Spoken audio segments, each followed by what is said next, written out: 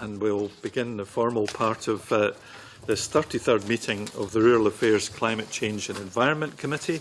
Members and the public should turn off their mobile phones, Blackberries and so on, because they can't interfere with the sound system. Please do so, since there's a large number of people in the hall who perhaps are not normally here. Repeat that. Agenda item 1 is a decision on taking business in private. First item is to decide on 2 items. This is consideration of a draft letter to the Scottish Government on climate change, adaptation and behaviour change in private at future meetings. Are we agreed? Yes. And secondly, an approach to the expected Agricultural Holdings Scotland Act 2003 Remedial Order 2014 in private at the next meeting. Are we agreed? Yes. Thank you very much.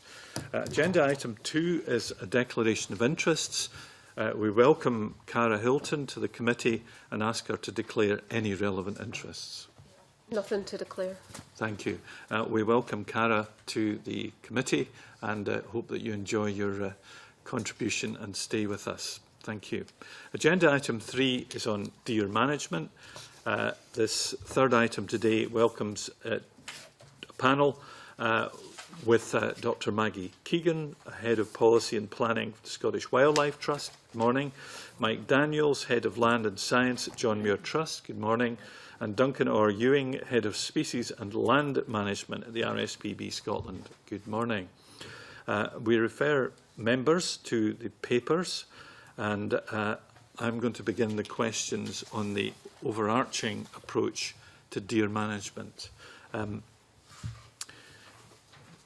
like the panel's views about a broad approach that's set out in Scotland's wild deer management, the national approach, and specifically that deer management should seek to balance the 3 elements: environment, economic development and social well-being.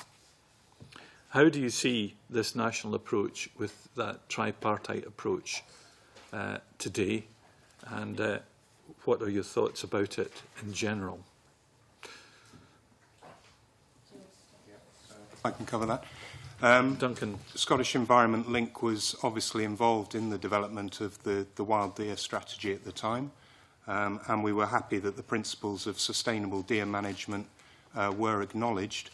I think, though, the difficulties revolve around the implementation of that strategy and the structures that are in place to deliver sustainable deer management. And in the absence of effective deer management planning approaches and transparent approaches in particular, it is very difficult in practice to deliver sustainable deer management on the ground.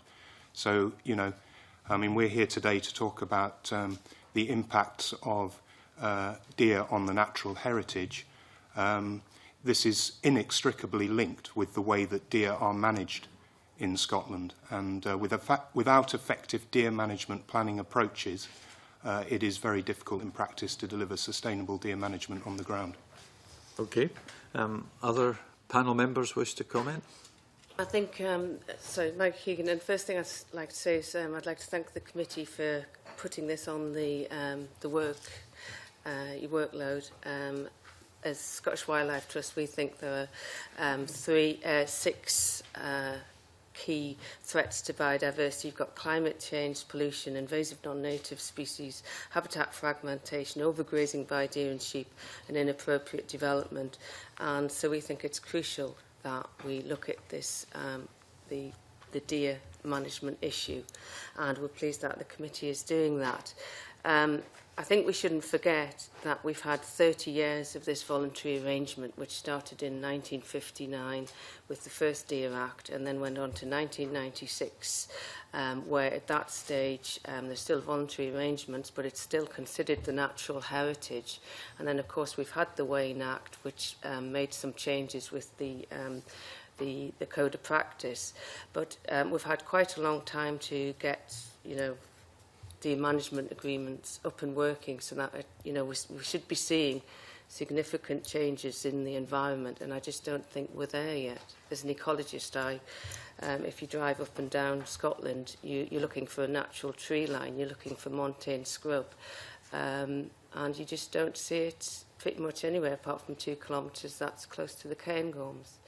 And so I think it's not just about our nationally protected sites, it's the wider landscape which should, problems should be looked at there as well.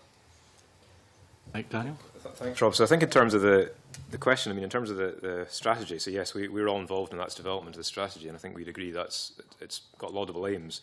I think the two things are difficult. One is the statutory underpinning of it, so the enforcement of it. And I suppose the second thing is, as we all struggle with sustainability, the 3 pillars, environment, social and economic, which is the priority and how do we do that? Because it's all very well to say we've got these 3 aims and they all go happily together, but it's quite hard to see where, the environment underpins everything, and particularly on designated sites, surely the priority should be for their protection. So I think the strategy goes a long way in the right direction, but it's the enforcement of it and the underpinning that it fell short. But it does say in the question about the economic development and social well-being. And whilst you may be ecologists, you must have a view about that part of the question as well. Is the deer on the range a help to the economy in the numbers that they are, or is it not? And what about the social well-being issues? Right, so there's 2 issues there. I think that the debate is portrayed as slightly black and white. You can have lower deer numbers and still have all the social benefits. You can still have hunting, if that's what people want to have, hunting industry. You can still have the venison going into the food chain. So nobody's arguing for eradicating deer. They're a native species, and we all value them, and we don't want to fence them out. We want them to be in our properties. I think in terms of the social well-being, well, exactly, it's the same thing. Deer are part of an economy, and that's fine. But there are also social and economic costs on the other side. So there's the costs Maggie talked about, the environmental things we don't have. There's also trampling of blanket bogs, and there's the public costs at the moment. The Forest Commission spend £5 million a year on deer fencing. Lots of other costs that go in. So it's not cost-free at the moment. There are costs, and a lot of these costs at the moment are borne by the public sector. Well, let's think then about the current approach to deer management. Sorry. Yes? Could I just sure. a point of clarification here? Because Certainly. I absolutely understand what Maggie Keegan said, that for 30-odd years plus there's been voluntary arrangements in place. But I think I'm right in saying that the Code of Practice for Deer Management that came out of the Wayne Bill with full parliamentary scrutiny states that sustainable deer management, and I am quoting, is about managing deer to achieve the best combination of benefits for the economy, environment, people and communities for now and future generations. Would you just confirm that that's the case? This is about a combination of benefits, not one to the exclusion of the others. Well, I totally agree with that, but I think what happens is when there's a conflict between the public and private interest, as there's numerous examples, it's not always the public interest that seems to win out. Or there's a better balance, should I say? I would simply point out that this code of practice has been in place for less than 2 years. That's right. And I know we'll come to that later, but I think it's important to point out. But this is about a combination of factors, not one to the exclusion of others. You would agree with that? Of course, yes. Thank you. Thank you. Duncan. I would just add to Mr. Ferguson's point that at the time we did argue, at the time of the Wayne Act, we did argue that there should be a statutory duty on all landowners to manage deer sustainably. In fact, that was the recommendation of the Deer Commission prior to Wayne Act. Ultimately, that issue was sidelined for whatever reason. But we do think it is important that everybody takes on a responsibility to manage deer sustainably. At the moment, as Mike was saying a minute ago, there's no imperative for people to do that, so they can ignore it if they wish to do that. Well, I think we'll explore some of these matters in detail as the questioning proceeds, but it tees things up in general. So how well is the current approach to deer management moving towards, quote, a widespread understanding and achievement of sustainable deer management? If I could just say a comment about that. Obviously in Scotland we've got, I think it's about 46 deer management groups, and if you go on the Association of Deer Management Groups website, you'll see them all mapped out. What you can't do, if you click on the map, I expected to be able to go in and have a look at deer management plans and what the objectives are, what the outcomes they want to achieve are. But all it does is enlarge the map. There's no transparency in the system, so it's actually difficult to comment on what's trying to be achieved, because well, apart from when we're trying to manage deer in our deer management groups, it's difficult to say what's going on. Anyone else on that? So I would add to that. I think progress has been very slow, as was said earlier. We've been talking about this issue since the 1950s, yet still we have a significant number. I mean, 28 out of our 54 most protected woodlands are damaged by deer. 321 out of 1,203 designated sites are recorded damaged by deer by Scottish Natural Heritage, including in those figures sites that are recorded as in unfavourable recovering condition, which actually hides a problem, because unfavourable recovering means that you only have to have a plan in place to actually deliver some action. It doesn't mean you have to have actually implemented anything. And even according to SNH's own reports of a few years ago, 34% of our peatlands are damaged by deer, amongst other grazing pressure. I mean, it's not just about deer, about domestic livestock as well. So whilst the focus is on designated sites and damage to designated sites, there is a far wider damage problem that is going on out there in the wider countryside. And, you know, in terms of sustainable management and the government trying to meet its stated policy objectives like woodland expansion, meeting climate change targets, you know, these are going to be very difficult unless we get an effective deer management planning system in place. Okay. Nigel Don, first of all. Thank you very much, Convener, and good morning. I'm wondering whether I could look at one particular issue, and that quite simply is the numbers. I am not for one moment suggesting that it's all about numbers. There are many other issues which we have already touched on and we will come back to. But numbers clearly are going to be a part of the discussion, and I'd like to put to you a wee calculation to see whether it makes sense to you. It does seem to be consistent with what we're being told, and I'd then like to draw some conclusions from it and see whether you agree with my conclusions. The calculation goes like this, that if I have a herd of 1,000 red deer, and they could be any, but we'll talk about red for the moment, then I might reasonably assume that half of those are hinds, half of them are stags. If I were to assume that of the 500 hinds, 400 were of reproductive age, and the number that everybody gives me is that some 30% of those will produce a calf each year, that suggests a herd of 1,000 will produce 120 progeny each year. If I work on the basis that half of those, of course, are male, then I will get the equivalent of 60 stags a year.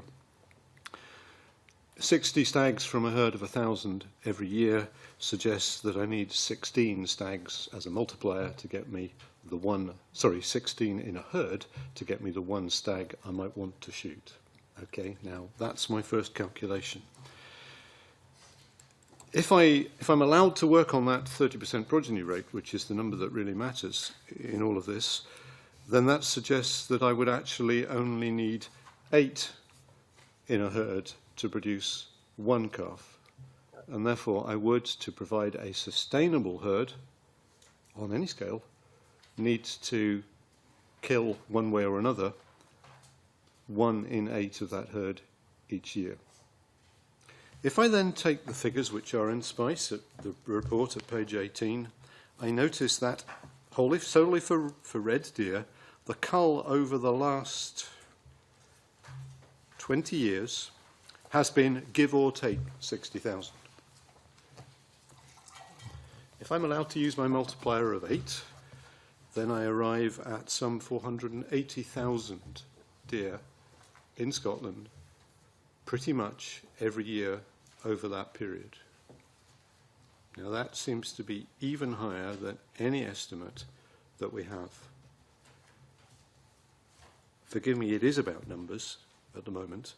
Would the panellists care to comment on that calculation, to what extent I've got the right answer, and what it might tell us about the number of red deer in Scotland, please?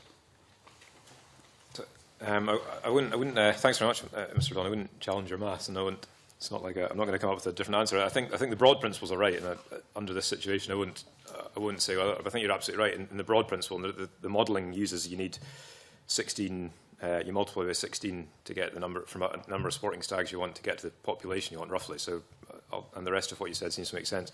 I think the key point is, and I know we always get back to numbers and we can't avoid numbers, but our key point is the damage to the natural heritage. And I think that we get really, both all sides of the argument get very hung up on numbers, and actually it's kind of a slightly futile ground, because we don't have a national figure, we don't count the numbers. There's some deer counting goes on in some areas, but there's not a lot of counting done in the woodlands. A huge number of deer live in woodland, there's dung counting, there's estimates.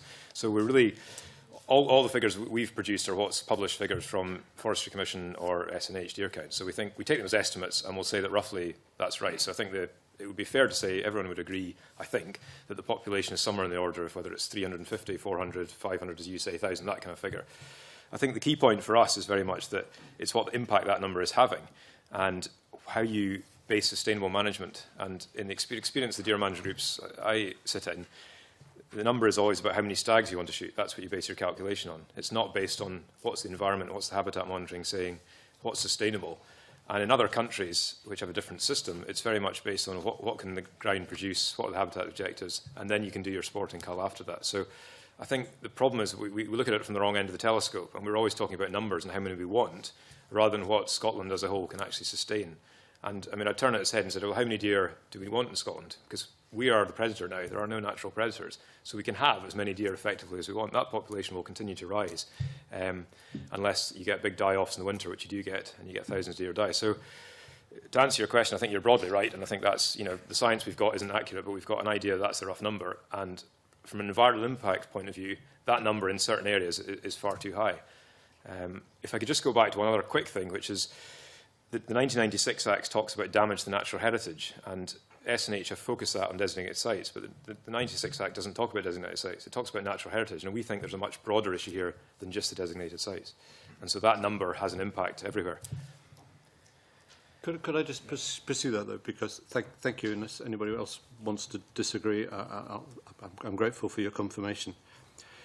What I'd then like to explore is why the panellists feel that there is any demand whatsoever for us to have these numbers of red deer if we actually only want to shoot on sporting estates 4,000 stags. Because other folk are going to have to get out there with their guns and shoot another 60,000. That seems to be a quite disproportionate excess to me. Without commenting on anybody's motives, it just seems to be entirely inappropriate. Yeah. I think that's a question you have to ask them. But the other thing too, there's a lot of science that's been done, and it was actually mentioned in SNH's 1994 policy that high deer numbers actually impact on deer condition, and if you have high hind numbers, that impacts on young stags, and you can get more dying off in the winter. Plus, our hinds here, because of high numbers, and if there's less resources for them, they don't necessarily reproduce till the third year. Now, in other countries abroad, they can reproduce, after year 1 or year 2. Plus, there is research that shows that high deer numbers, if the hinds are in poor condition, they will produce more females than they will males. So actually, it is in the interest, if you want a healthy deer population, to actually have lower numbers, and you can get bigger stags. I mean, even the antler size is based on, it's all based on nutrition. And I think there has been a problem in the past where, the scientists have not necessarily conveyed the information, which has all been there. And there's been the estates, and there's a lot of tradition, and I think there's been a problem that the two just haven't met in the middle somewhere.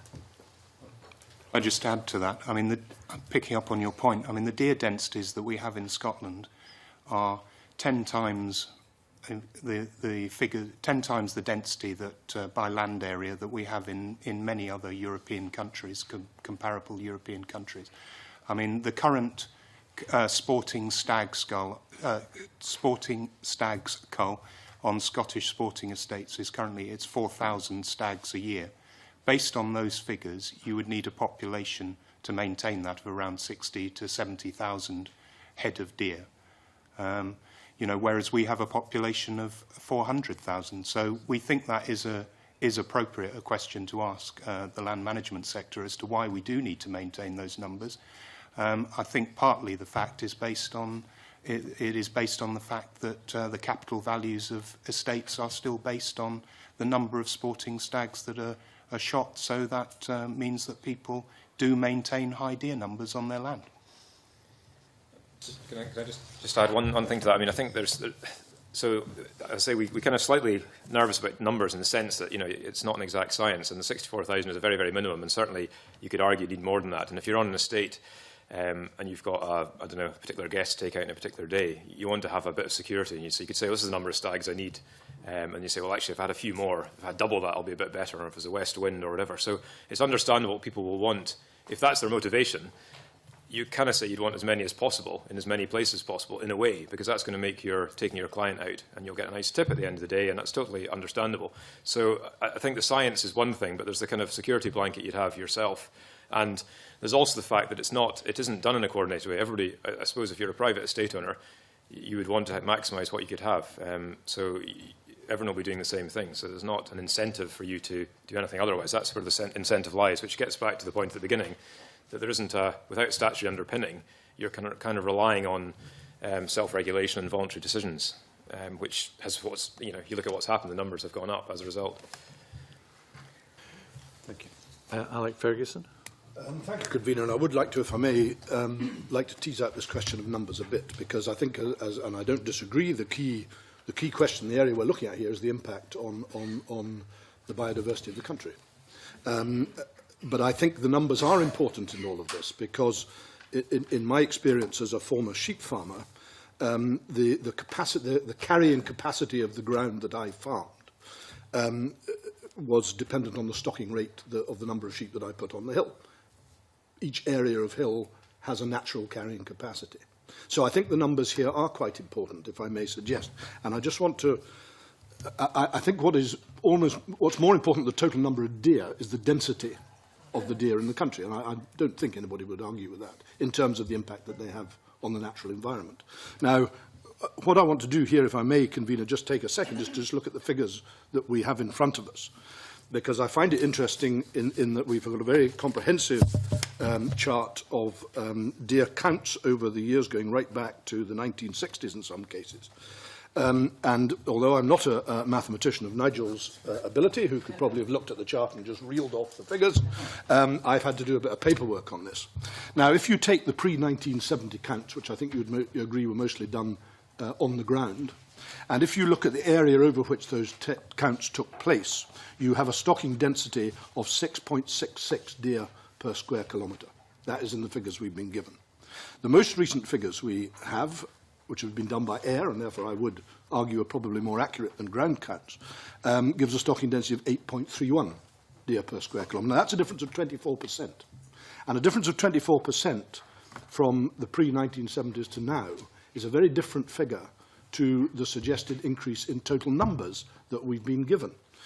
Now, given that back in the 1960s, 70s, 80s, one was counting a certain amount of ground and coming up with the numbers of deer that's on it, it's perfectly reasonable. The fact, and I don't think anybody can argue, we're now able by air counting to cover a much greater area of ground. You are bound to have more deer because you're covering a much greater area of ground. But I would contend that the stocking rate, the stocking density increase suggests that the increase in the number of deer is not quite as great as might be suggested by looking at figures in another way. And of course, figures are always difficult.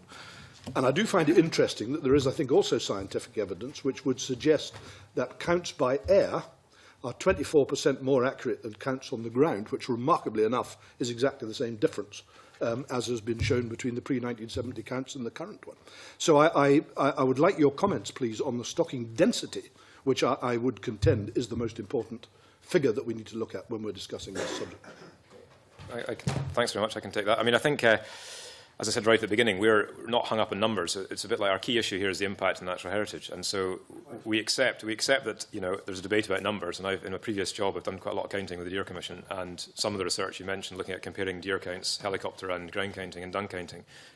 So I'm happy to go over the finer points. I think the two key points, though, are that it's undoubted, whatever index you use, that the numbers have gone up. Now, whether that's 24%, whether that's 100%, it could be a big difference. But in some areas, we have densities, for example, in the Key and Loughlin area, which were at 40 per square kilometre before there was some action taken. So the densities in some areas have gone very, very high. But again, I would go back to the thing and saying, you look at the impact on the ground. Where's the natural tree lines? Where's the montane scrub? Where's the riparian woodland? Where's the peatlands that aren't trampled? Where's the, and you look at Scotland's landscapes, and you just look anywhere in the Highlands out your window, and you see a very denuded, overgrazed, damaged landscape in a lot of areas, and I'm talking about broadly. And I think that, to me, is what the issue is, and the numbers are, yes, they're a part of that. And in some areas, when you can support a lot more deer in other areas, and you can support densities higher. In other areas, you can tolerate very low densities. So the numbers are certainly an issue. And certainly, I think, I just quoted published figures from Forestry Commission did a recent consultation on its policy, and it puts that figure of what the current estimate is based on SNH data. So I'm just pointing out what government figures say the couple estimate is. But the point really being that there's also been, expansion of woodland populations. There's more roe deer. There is a trend going in one direction, and so I'd only argue that. And I think that the densities, they may be X or Y, but actually we're looking at the impacts, and the impacts are undeniable. Could I just... I would just add to that. I think also need to cross-refer to other stated Scottish Government objectives, like meeting climate change targets through protection of peatlands, for example, or woodland expansion. Taking woodland expansion as an example, to achieve native woodland regeneration, you will need deer densities of less than 5 per square kilometre, probably lower than that. Whereas actually, as you say, the average deer densities are probably double that in most places in the Highlands. So, you need to cross-refer it to the other Scottish Government objectives. And if we are to meet climate change targets, if we are to meet woodland expansion targets, that will mean deer reduction in many parts of the current red deer range. The other thing I was going to say, in all of this, with the code that came out and before that, wild deer, a natural approach, one of the things that you have to bring into the mix about setting deer densities is the effect on local habitats, or in the area that the group works in.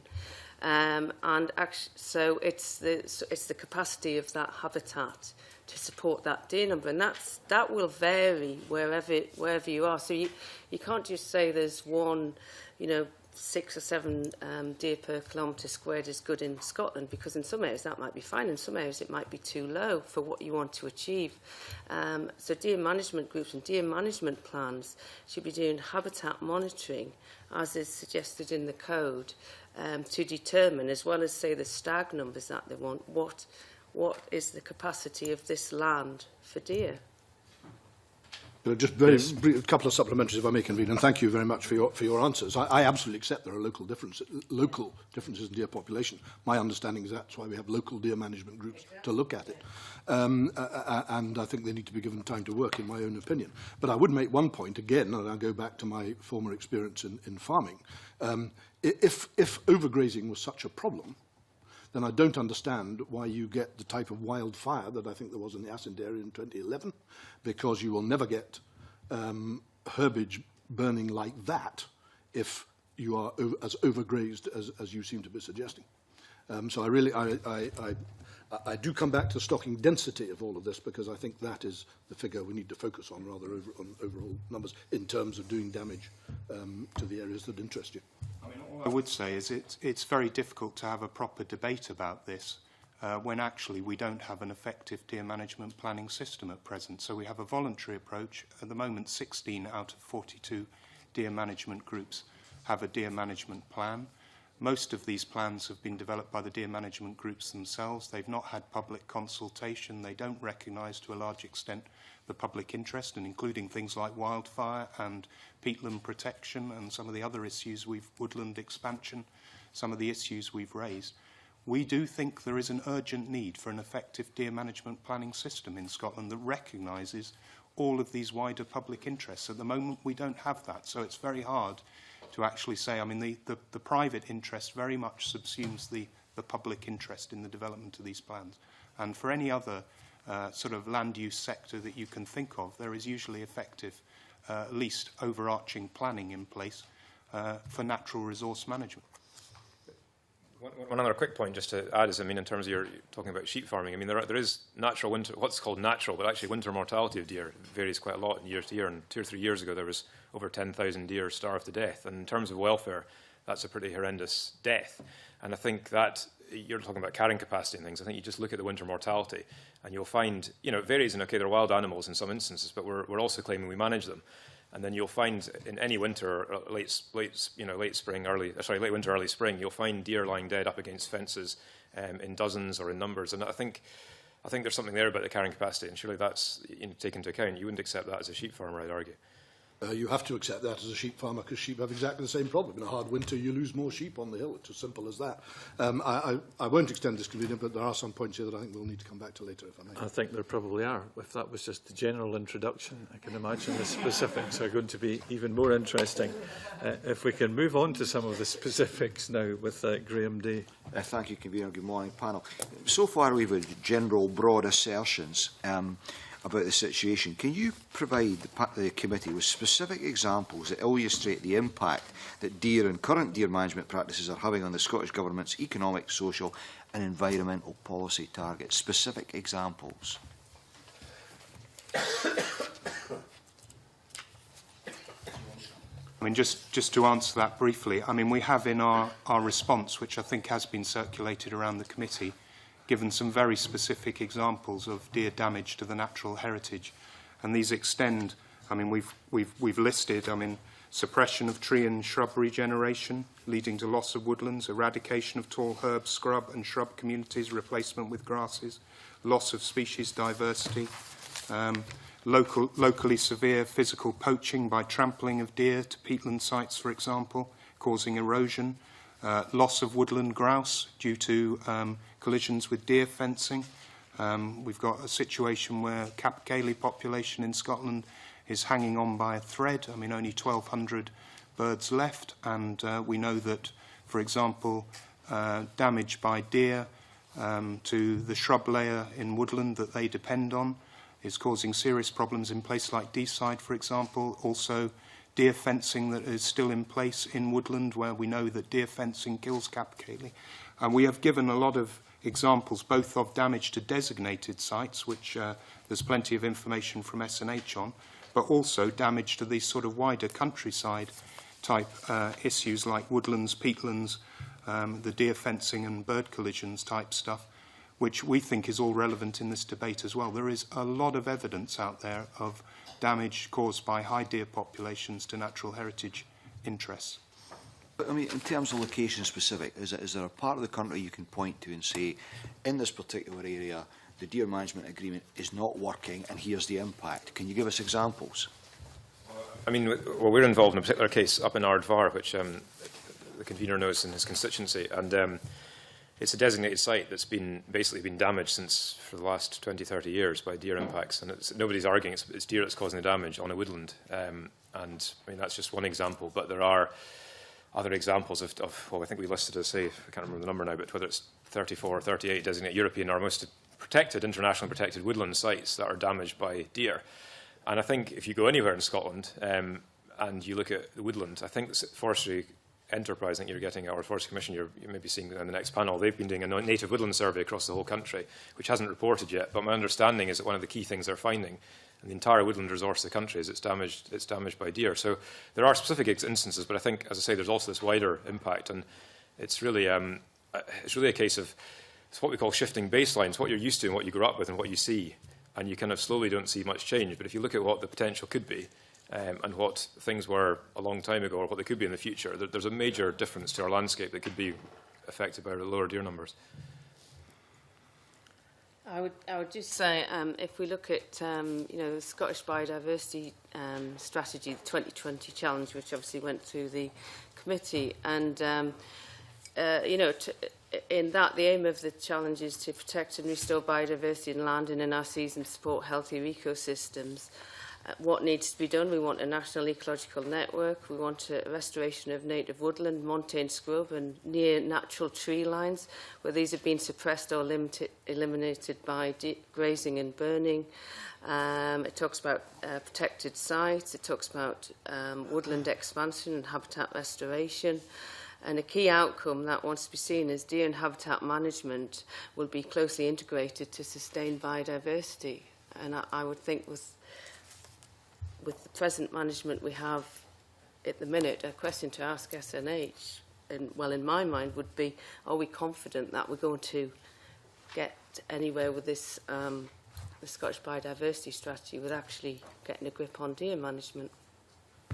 But if I may, Convener, but being realistic, given that the Code of Practice has only been in place for 2 years, are we being unreasonable in what we're expecting in terms of the improvement that should have been made in that period? Or is the situation so bad that it's been proved that this just doesn't work? I mean, I think the Code's a bit of a red herring, because the Code only applies, despite our protestations at the time, the Code only applies to public bodies. So the Code at the moment has got no bearing on landowners. It's only legally binding on public bodies. So I'm not really sure what difference that makes. I think the argument is, as I say, since 1959 the Deer Act started to look at things, but since 1996 the Deer Act talked about damaged natural heritage, and there was a recognition that managing deer, there was if you like, the public interest in terms of natural heritage also had to be taken into account. And deer management groups have been in place for, I think it's over 30 years, and here we are 30 years later, desperately trying to talk about getting 14 have got plans. I mean, as I say, I've been sitting in a lot of deer management groups, and we don't really discuss habitat management. They don't really discuss. It's really just interested in stags, and that's the honest truth. And that's fine. If it's a stag club, is what it's about, then that's great. But there is now a much bigger public interest, and despite the best efforts, I don't think it's getting there yet fast enough. So yes, everything takes time, but I would say rather than 2 years, I think we've had 30 years, if not longer, really, and we haven't seen huge strides of change, to be honest. And this process at least will hopefully help chivvy that along. I would just add one small point. In 1994, SNH produced a report entitled Red Deer and the Natural Heritage, and in that report it recommended, amongst many other things, an effective deer management planning process. There was also a recommendation there for a deer reduction cull of 100,000 red deer reduction cull at that time. And what have we seen since? A continuing increase in deer numbers, with persistent damage to natural heritage interests. Little has changed, I would say. Thank you very much. Okay. The next question from Jim Hume. Thank you very much, Convener. You've also already mentioned about designated sites and the impacts there, and your views on the wider countryside. I have to admit I'm a past sheep farmer.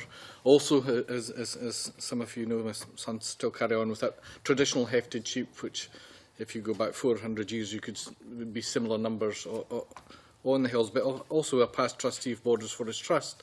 So I know of quite a lot of work in a lot of areas in maybe perhaps more South Scotland, but I'm sure in other areas too where there has been more montane scrub, indigenous woodlands being planted alongside traditional methods, if you like. So I'm quite interested in 2 points. One, are these impacts mainly in the north of Scotland, or are we seeing it in South and Mid Scotland also? And also regarding the measurement of changes in designated sites and the wider countryside, how is that being measured at the moment? Just to say, obviously the monitoring information for designated sites is far better than in the wider countryside, and that's probably a question to ask SNH directly, but there is, I mean, the figures we've given to you have come directly from SNH reports, which indicate that deer browsing or excessive deer browsing is one of the major impacts in a range of woodland and upland sites in Scotland, so that focuses to a large extent on red deer damage, although roe deer damage would be a component part. In the lowlands and in the wider countryside, apart from designated sites, in the lowlands, I would suggest the information is less good, being frank about it, but there is information relating to some species, and I gave the capercaillie as an example, there where we do know that in the wider countryside, deer damage is having quite a significant effect on their populations. And I don't just mean deer damage. I mean, obviously there's the associated impact of needing to fence woodland to protect woodland from deer damage, which causes capercaillie fatalities. Another thing I would add about lowlands, you may be thinking more of roe deer, and of course being more of a woodland species, they pretty much browse out the understory, and so that can affect woodland birds. And an example that's been given down in England is, the decline of the nightingale has been directly linked to increase of browsing by roe deer. And I suppose other impacts that you probably see in sort of the central belt, or where roe deer are, is, people maybe notice them more in the gardens, or maybe notice them, collision, that sort of thing. And I just think the impacts, depending on what species they are, they're slightly, they're different. They have different habitats. But with regard to wider interests, of course, SNH commissioned report looked at peatland damage, and they estimate that over 30% of peatlands in Scotland are eroded, and as a combination of deer and sheep is causing that erosion. Just to add, I think the general point, certainly the more controversial and the bigger issues tend to be with red deer, and it tends to be more red deer because they herd, and roe deer are more territorial and the densities don't build up as much, so they may expand area and they may move into other areas that were new housing estates or gardens or graveyards, and there's issues there. But certainly I suppose that the bigger issue, to answer your point, I think is mainly to do with red deer densities. So, therefore, it's mainly north and very southwest, perhaps. Just regarding the fencing point, I've also been involved in projects to help black grouse and putting little flashing bits of shiny metal on deer fencing and fencing. Even if there was far less deer, there would still have to be deer fencing put up around forestry. I would have thought, would that not be right? Or it depends what densities of deer you have in the area. The Forestry Commission produce guidance on this for protection of woodlands where they are funding deer fencing, and the presence of the woodland grouse species, both black grouse and capercaillie, is a factor in Forestry Commission determining whether they will fund fencing to protect young native woodland. Thanks. Angus MacDonald. Yes, thank you, Convener. Good morning, panel. The committee will be aware that I've raised concerns in the Parliament chamber regarding the dramatic decline in hill sheep numbers, not least on the Isle of Lewis, where I hail from originally. I don't have to go back 400 years like my colleague Jim Hume to recall, just 20 years ago, you would see hundreds of sheep on the hills and the common grazings, and now you're lucky to see one.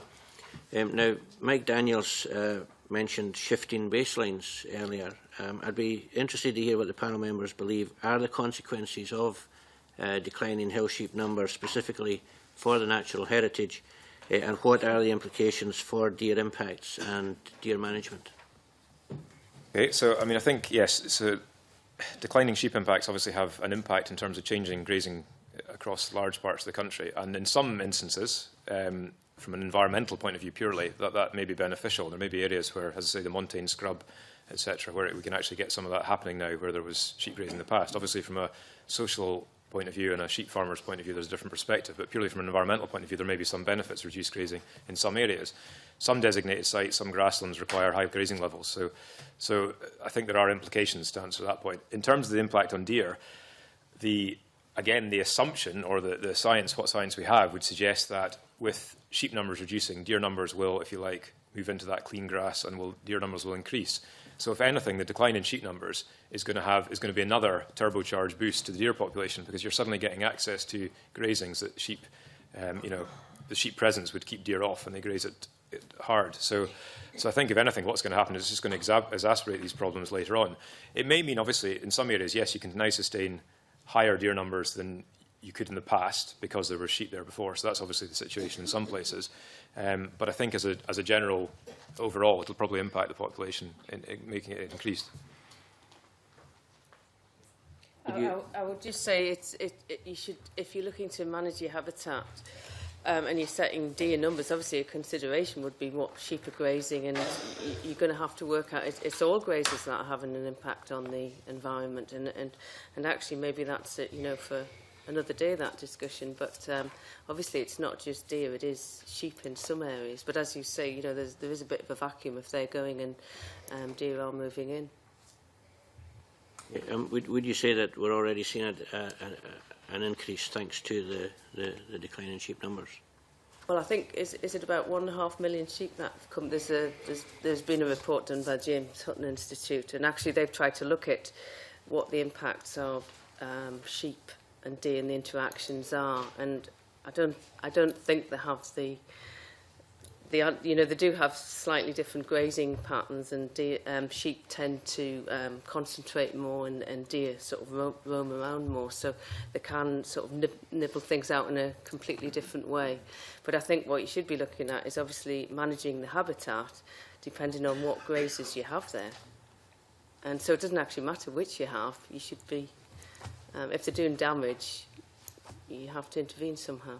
Just to say, as an addition to that, I mean, there has been quite a lot of work done in the past about, particularly, I think it's Macaulay Institute, did quite a lot of work on sort of what levels of herbivore browsing you need for sustainable management. So, you know, there are various models out there that you can use that look at the interactions between deer and sheep and what sort of levels of grazing you need for sustainable management. Yeah, thanks for that. We'll have a look at the Macaulay Institute stuff if we can get hold of it. Jim Hume, yes, supplementary. Thanks very much, Convener. It was just, particularly from what Maggie and Mike said, there seems to be a presumption that sheep grazing is totally bad for biodiversity. So, going back to past experiences, we would go into rural stewardship schemes, fence bits and pieces off, and suddenly the biodiversity absolutely disappear, as in plant biodiversity anyway. Because grasses would grow and the flora would disappear, so you would lose things like butterworts, orchids, tormentals, etc. I just wonder if you should sort of clarify that, you know, good pasture can actually give a good biodiversity. Yeah, and we have a flying flock of sheep, and we use it.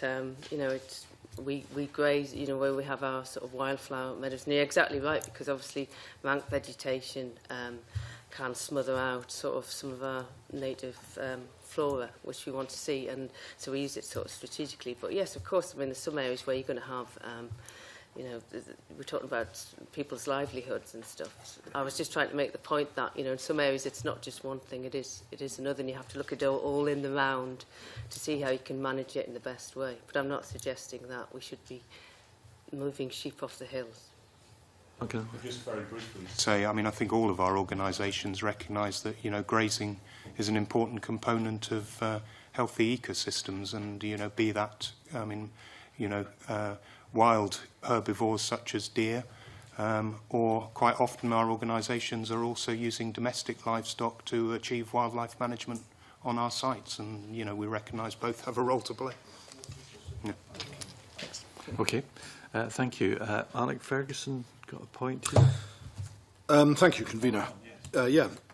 Well, no, the next question. Yes, indeed, yes. Yeah, thank you. I mean, given the evidence we've been sent, there's clearly two sides to this argument and this debate. And I have to say, from a personal point of view, although I was not involved in the committee in the last Parliament, I can't help feeling that we've had all these arguments in the very recent past, and that, like it or lump it, Parliament came to a pretty clear conclusion at the end of the day, introduced the Code of Practice within the Wayne Bill, which again, as I repeat, went through full parliamentary scrutiny. And I find it really difficult to understand how, given the fact the Code of Practice has actually been in place for less than 18 months, I think it is, how you can argue that it is ineffective. And, I mean, you actually described, I think, the current system of deer management as unfit for purpose. Now, you made all these arguments 2 years ago, I'm sure, very forcefully, and clearly not quite convincingly, but very forcefully. And I just wonder how you can continue this argument less than 2 years later once this Code of Practice has come in. So can I take us back to the Wayne Bill? I mean, before the Wayne Bill was consulted upon. There was a proposal by DCS to impose a statutory duty on all deer managers to carry out sustainable deer management on their land. Eventually that was withdrawn. It was never consulted upon. So effectively, we've only ever really been given one option, and that is working with the voluntary approach. And I think what we're suggesting is, and we would ask SNH, to start looking at some of the other options that are available. I mean, we've suggested a statutory deer management planning model. There are other models. There are halfway house type models.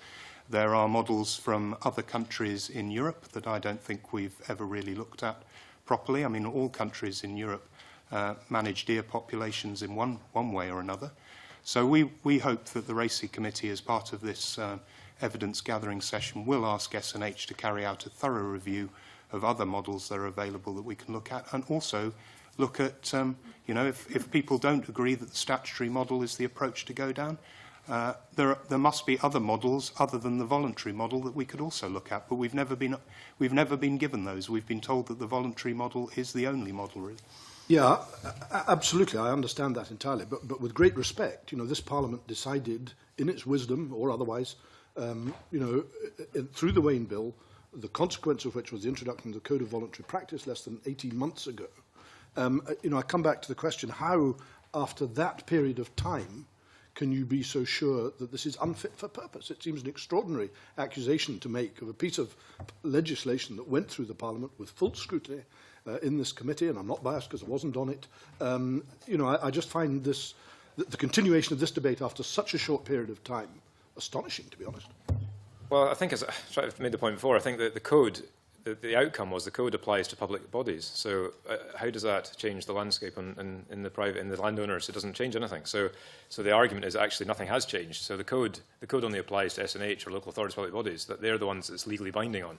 So we're not expecting any change there. So I think that, and the argument goes back again that if you look at the designated sites conflicts that are ongoing at the moment, for example, Ardvar, or there's been Mar Lodge, there's been, whenever anyone tries to reduce deer numbers for conservation interests or in the public interest in a designated site, there's a big outcry from neighbouring sporting estates saying their livelihood is endangered, it's all terrible. And I think that demonstrates that the current system for that just isn't working. It causes a lot of conflict, it causes bad feeling locally, and it's not really fit for purpose. And the group of stakeholders in that group that's trying to manage that are the same landowners, and they just don't, it's just not fit for purpose. I mean, I think the argument hasn't changed. So the Wayne debate didn't, as Duncan said, didn't look at very, very far options. It looked at tinkering at the edges. Surely, if I may, conveners, continue this a little bit, because surely the whole point of deer management groups, where they exist and where they have a plan, is that all stakeholders, public and private, come together to discuss the issues involved and work out a local management plan to address the issues, all under the auspices of SNH. It's had a very short period of time to work, and I don't think you've really answered to my satisfaction why it's not working, why you think it's not working. The description you give about deer management planning is not what's happening in practice. I mean, as Maggie said earlier, I mean, if you go on the ADMG or the SNH website, you will not see, you know, deer management plans. These are not available for public scrutiny. Many of them have not had public consultation in the way you're suggesting. You know, they're developed by deer management groups, usually as reflecting the sporting stag interest rather than the sort of public interest.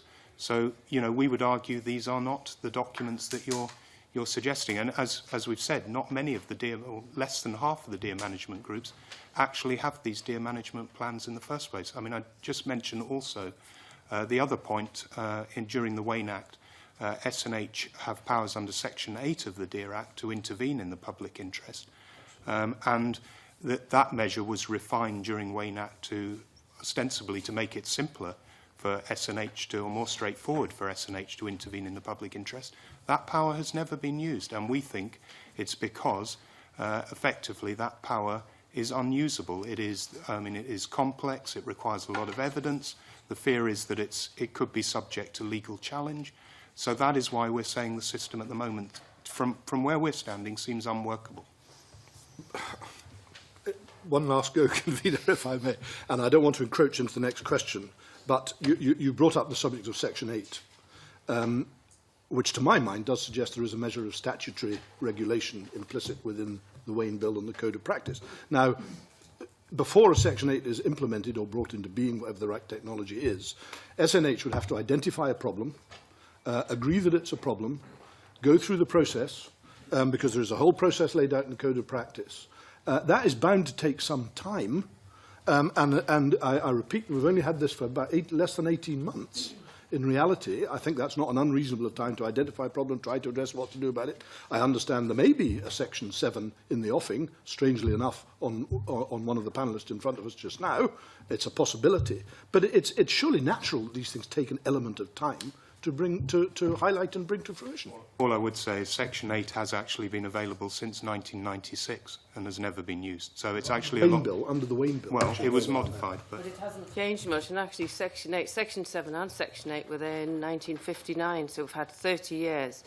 And Section 8 has never been acted. In 1996, there's a consideration of the natural heritage. That was when it could be brought in, Section 7 and Section 8, and they've never been used since then. So the Wayne Bill has only subtly changed things. OK, you've got the Code of Practice, but since 1996 we should have been considering the natural heritage and deer management agreements, and we don't think that is the case. Well, I think you could argue quite strongly, and I will finish here, Convener, and thank you for your indulgence, that the fact that a Section 7 or 8 hasn't been introduced in all the time it's available would suggest to me that there is a measure of success in the voluntary arrangements of deer management practice. I think that wouldn't be our assumption. Okay, a short supplementary on that before we move on to the substance of the control. Graham Dana. Just for the purposes of clarity, are the panel saying that out of 49 DMGs, none, not one, are functioning in a way that could be held up as an example of good practice? I mean, I think you'd really have to... Well, so I couldn't say that, no. But what I would say is that the two things. One is that the system, it's a voluntary system, so I don't know how you'd... So there's a code of good practice, but how do you measure that? So would you measure it in terms of sustainability? Would you measure it in terms of habitat impact? We need to know what all the habitats are. Is that being done? Not very well. Has it got a deer management plan in place? Well, only 14 have, so we can't measure it. I think the argument is that, but to be fair to the system, the current voluntary system is set up to do one thing, and it does that quite well, which is discussing how you divvy up stag culls. It doesn't really do anything else. Now, it's trying to do that, but unless it's got some underpinning or something to force it to do it, I just don't think it is. So I'm not to say that there are some examples of it working well in the context it has, but I think it's a fundamental change that the current voluntary system, it's great, it brings people together, it helps in one thing, but it's not really addressing what we see as sustainable deer management. Okay, we'll get more detail about that in a minute. The control orders that we're trying to stick to just now. Do you want to explore that further? Claudia Beamish. Good morning to the panel. Could I ask you to give us any more detail about the effectiveness of the control orders under Section 7 of the Deer Scotland Act of 1996? And you've referred to there being previous possibilities of that, which I hadn't realised until now. And in terms of there having not been any compulsory control schemes, and leading through to Section 8, could you give us any more specific detail about why, from your perspective, you believe that this hasn't worked, perhaps in terms of a burden of proof or any other areas? Well, I would just say, I mean, Mike's got an example from Ardvar, where how long has that Section 7 been in place? So there are, I think in your in one of your briefings there's a list of all the Section 7s. I think that was the Spice briefing. I think even it's all the ones that are in place. So there has been, I don't know, 10 or something are in place for a while. I think the answer to your question is that there are two things. One is that once there's Section 7s in place, it's deemed to be unfavourable recovering, because so in terms of the designated site, it's seen to be that's therefore recovering. I think in terms of a process, Section 7 is actually a reasonable process. I think the process is relatively good. The argument I would have is that it's just SNH have interpreted the natural heritage as just designated sites. Well, why doesn't the Section 7 apply everywhere? Because effectively it is some form of statutory management. The problem is, though, it's still voluntary. So the very first word on the Section 7 says it's a voluntary agreement. So it's not clear what happens if you don't want to take part. So Section 7 Ardvar that we're in, one of the landowners has decided they don't want to take part in that agreement, and they have never been part of the old one, and they don't want to take part in the next one. So I'm not sure how that agreement can work, because with one of the parties not being there, it's I don't know, it's dead in the water. It doesn't really work. So, and then the Section 8 is very much a one-off measure. So if you take the culling aspect, there is a statutory provision for S&H to come in and take a cull, but that's a one-off cull. It doesn't really deal with the problem long-term. It's not really a deer management plan into the future.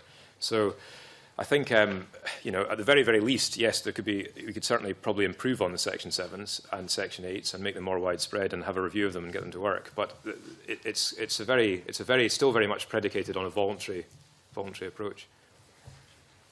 And I would just say it's probably a question for SNH, because we've had that discussion, you know, about why haven't they used Section 8s in 30 years? And I think I was looking back at some of the evidence. I wasn't involved in the Wayne bill going through. I think Professor Milne's on your panel next week, and in the evidence he gave, he himself admitted that he didn't think Section 7 or Section 8 was workable. And I think it's the burden of proof which is quite onerous. And I think, you know, we're talking about costs and benefits, and I think it's very costly to gather all that evidence. And quite rightly so, if you're going to slap something on a landowner, you know, they're going to have to bear the costs of the cull, then you do have to have the evidence. But sometimes I think it's quite difficult to get these things to stand up, and I think that is one of the problems with the powers that we have, and that's maybe why they've never been used. I don't think it's because they're all working, and as Mike says, Section 7 is voluntary, so you could work with one. If that one doesn't work, well, let's try let's go to the next one. Let's have a new agreement, and I think that's what's happened at Arval. Essentially, you're talking about these measures as sticking plasters, and what we're after, and we would encourage you to think about, is what do we need for a long-term sustainable deer management system. Thank you. We'll move on to another development on this, on statutory deer management from Dick Lyle. Thank you, Convener. Sticking plaster, I think actually what you're suggesting is a massive cull of deer. From the figures that are given from Nigel, Don, you have something like 60,000. We need 60,000, but we've actually got 400,000. Now, I'm not averse to that, because of what I'm hearing is basically that it is damaging the habitat. And I previously were against culls, but I have to think. Anyway, I'll move on to the question that I really should be asking you, with the convener allowing me to do that. We have both sides. We have you saying one thing, Scottish Gamekeepers Association are saying another thing. Can I quote? Also presupposes that those with the requisite skills to manage the land and its deer properly are not the skilled working people native to a land area, but appointees of the central government. Now, you're not appointees of the central government, and I would suggest that basically you are suggesting that we have to look at this seriously. And I take the point, I wasn't here two and a half years, well, here 2.5 years ago, but the Wayne Act, I wasn't here for that, but I think it's not working as you would suggest. But how would you respond to the Scottish Gamekeepers Association critique of what a change to statutory deer management might involve? How would a statutory system balance social, economic and environmental considerations, since you're not a government-appointed people? You actually are suggesting, different from the Gamekeepers Association, what we need to do to manage this problem. I think it's actually, again, this is portrayed as a very divisive thing, and actually it's not. What we're arguing, I would say, is that the gamekeepers are the skilled people that need to do this work, and they're doing it already. So you talk about a cull, there's 60,000 deer culled each year at the moment. So we're not, all we're saying is that they, in fact, if anything, should be culling a bit more, and they could do this in an area that it's still maintaining their employment. In fact, you probably need potentially more employment. But certainly, and on the estates there has been reduction culls, whether it's Craigmeggy or Glenfeshie, the employment hasn't been, there's no evidence the employment has gone down. So if that was your motivation, which, you know, is certainly part of what we're all interested in.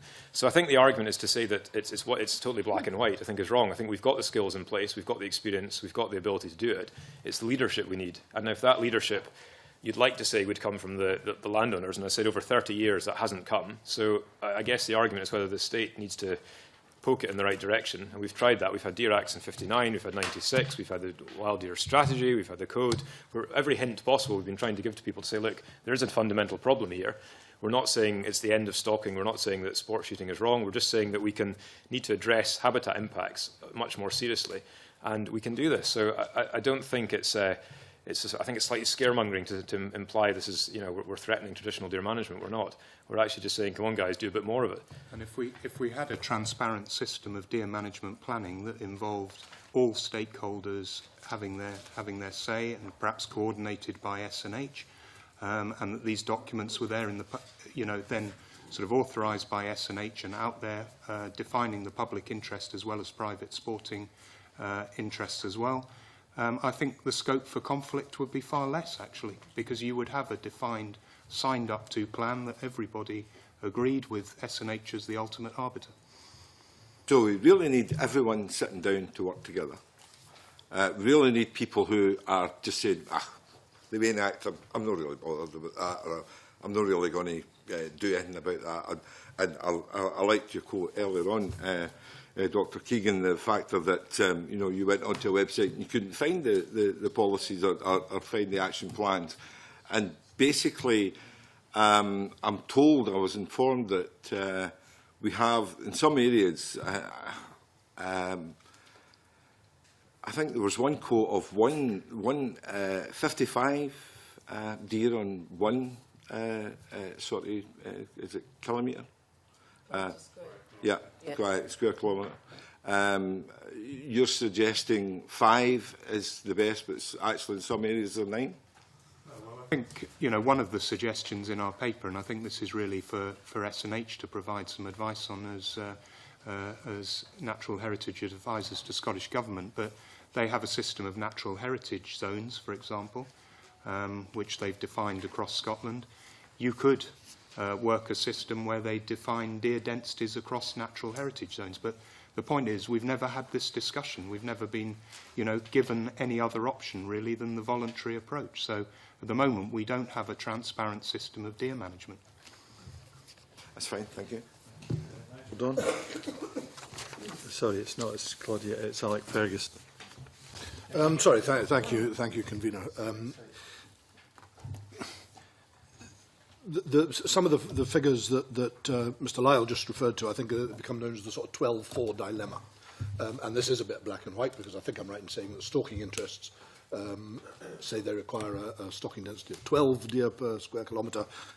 You would suggest 4, I think, in terms of being able to regenerate woodland and other aspects of your interest without the need for fencing, in a nutshell. I have to say, having living in the southwest of Scotland, where there's been a massive amount of forestry, some of it not particularly attractive, but nonetheless huge amount of forestry regeneration. None of it would have happened without fencing, but that's maybe for another debate. But just if it's possible to sort of be brief about this, how would you solve the 12-4 dilemma? Because there are clearly 2 very different interests involved in that side of it. I'd like to answer that. I mean, I think the fencing is a key one. I think it is absolutely key to this debate. And the argument, I take slight exception to say it's your interest and our interest. I think it's everybody's interest to try and get biodiversity and to maximise what Scotland can produce in all ways. But fencing is seen as a solution. Now, we're not opposed to fencing in the sense if you want to plant trees, that's fine, and fencing, as Jim says, for livestock management, it's a totally accepted tool. I think that where we're concerned is that fencing is seen as the answer to the problem, and I would say it treats the symptoms and not the cause. So in other words, if you've got very high deer densities and you want to get a bit of habitat in good condition, yes, you can stick a little bit of fence around it, and that little habitat will do very well, thank you. And you end up with a kind of monoculture of dense, choked habitat and a monoculture of deer on the outside.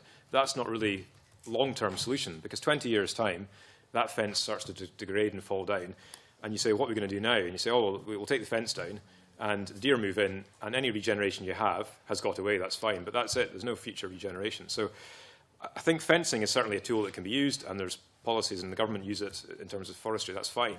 But I think to say that's the answer to Scotland, if you're suggesting that every time you want any habitat improvement you have to deer fence, I think Scotland, if you're trying to meet woodland expansion targets, we're going to end up with just miles and miles of deer fences everywhere.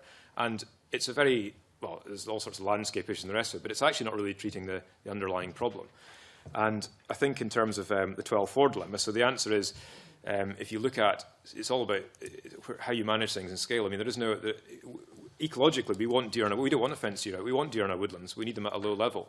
And if people want to create good habitat to hold deer, then that's great. I mean, you could almost turn the debate in its head and say, if you're in South Africa and you want to have a game ranch and you want to have really high deer densities to take people out to shoot, you fence your deer in and you create that density. Whereas the onus in this country has always been on those that want to keep the deer out, have had to fence them out, and the costs come onto us. And I think it's interesting just to say, well, why is that? So I think the 12-4 is very nice way of looking at it, but it's actually much more subtle than that. And we want deer, and the deer will come into some areas and they'll move around. If you had a lower deer density over the whole area, you could manage that in a much better way. Could I just add to that slightly? Because the other thing, of course, is when you put up a fence, you're concentrating the problems out with the fence. In terms of grazing pressure, you are actually increasing that, and you're funneling deer in other ways. So that's one thing a fence does. But the other thing is, because we've got, the other question to ask is, because we've got so little natural woodland, there's hardly anywhere for the deer to go, and all of our Sitka plantations are obviously all fenced off. You know, so in winter, those small pockets of woodland that we do have take an onerous burden of deer going into them for shelter, because we've hardly got any woodland. So the bits that we have left do get trashed.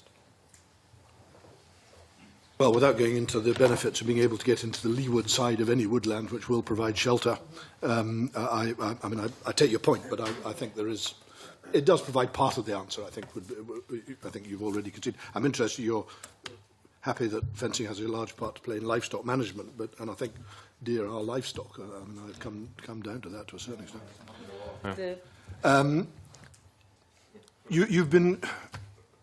You're clearly not happy with the operation of deer management groups. What experience, how involved are you with deer management groups? I mean, you've mentioned the situation up at Adva. Are you involved in that deer management group? Yeah, I mean, we're involved in seven of the deer management groups in the land holdings we have. So to a lesser extent, or greater extent, I've personally been involved in all of them. And in a previous job, I was involved in a lot more deer management groups. So yeah, I've seen them working for things of the local deer management group. I was at one yesterday. Yeah. Yes, I was at the West Lorne Deer Management Group yesterday. Yeah. So what's your experience of working in those groups in terms of being able to discuss the issues that you've brought to our attention? So, if I'm being candid, I think it's as I say, it's pretty difficult, because the main item on the agenda, if you look at the agenda, the main item is the number of stags. Is always what's the stag call? How many stags we shoot this year? How many shooting next year? There's not really a sense of how's the habitats doing, how's the designated sites doing, what's the biodiversity doing, what's the sustainable population. So, I mean, if I'm characterising it, and that's what I would say. Now, obviously, in some places, as we said before, there may be some individuals, and in some deer management groups, you may have more NGOs, you may have government involved, SNH as a landowner, Forestry Commission, the debate will be moved slightly on. But my point really is that's entirely up to that constitution, how that works, entirely up to the group of individuals that are there. It's not underpinned by anything. And as we've already said time and again, there's only 14 have actually got deer management plans, and those plans are based on whoever you get as a consultant to come and do it, and they'll go around and say, well, how many stags do you want? It's just a very different way of looking at resource management. I think what I'm saying is starting from the number of deer you want to shoot, rather than we would argue you need to start with what's your habitat like, what you're trying to achieve here. Now, that's me characterising it, so I'm accepting that there may be good examples, and I've just been unlucky and haven't been to them, but that's the ones I've been at. Okay. So the truth is about the deer management groups that they really weren't constituted initially to deal with the sort of wide-ranging public interest issues that we now have to deal with in terms of upland management. They were constituted originally to sort of divide up the sporting stag resource. I'm characterising that. But, you know, in our experience, the best deer management groups are the ones that get a bit of extra facilitation or help. So, for example, the Strathspey Deer Management Group, the involvement of the Cairngorms National Park, for example, has been quite helpful, and they've provided some additional resources to map deer densities and do some of the work that's required. I mean, the Breadalbin Deer Management Group, one I'm quite familiar with as well, in Perthshire. I mean, that one had facilitation in terms of ex-Scottish native woodlands employees who developed a deer management plan and brought together however many estates, I think it's about 13 estates involved there, to manage the deer resource there and build in the public interest. So, you know, this isn't a particular criticism of the deer management groups. They weren't really set up to do what is now being expected of them, and we would like to see greater involvement of bodies like SNH in the deer management groups to help them develop what we now require to deliver sustainable deer management. So actually, I mean, you've given 2 examples. So the model can work. It can work, but it usually requires additional help, usually from state bodies. And, you know, this is why we're saying some greater involvement of S&H, be it statutory involvement or actually facilitating and making sure that public interest as well as private interest is dealt with in deer management group meetings would be very helpful. That's interesting. Thank you. I would need to ask a little more about deer management group meetings and indeed looking at the principles of collaboration from the Association of Deer Management Groups.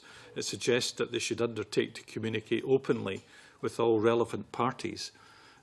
That's just one of 6 bullet points there. Is that something which you've observed in the deer management group you were at yesterday? Yes and no. There was a debate there about whether it was an owners-only meeting or whether it was other people should be invited, and they discussed that. And I think they accept. No, I think the result was there was going to be one open meeting, which would be open to the public a year, and then the other meeting wouldn't be. I don't. To be honest, I'm not sure that is such a big issue. And what I'm trying to say is that, as Duncan said, the deer management groups were voluntarily set up to do something.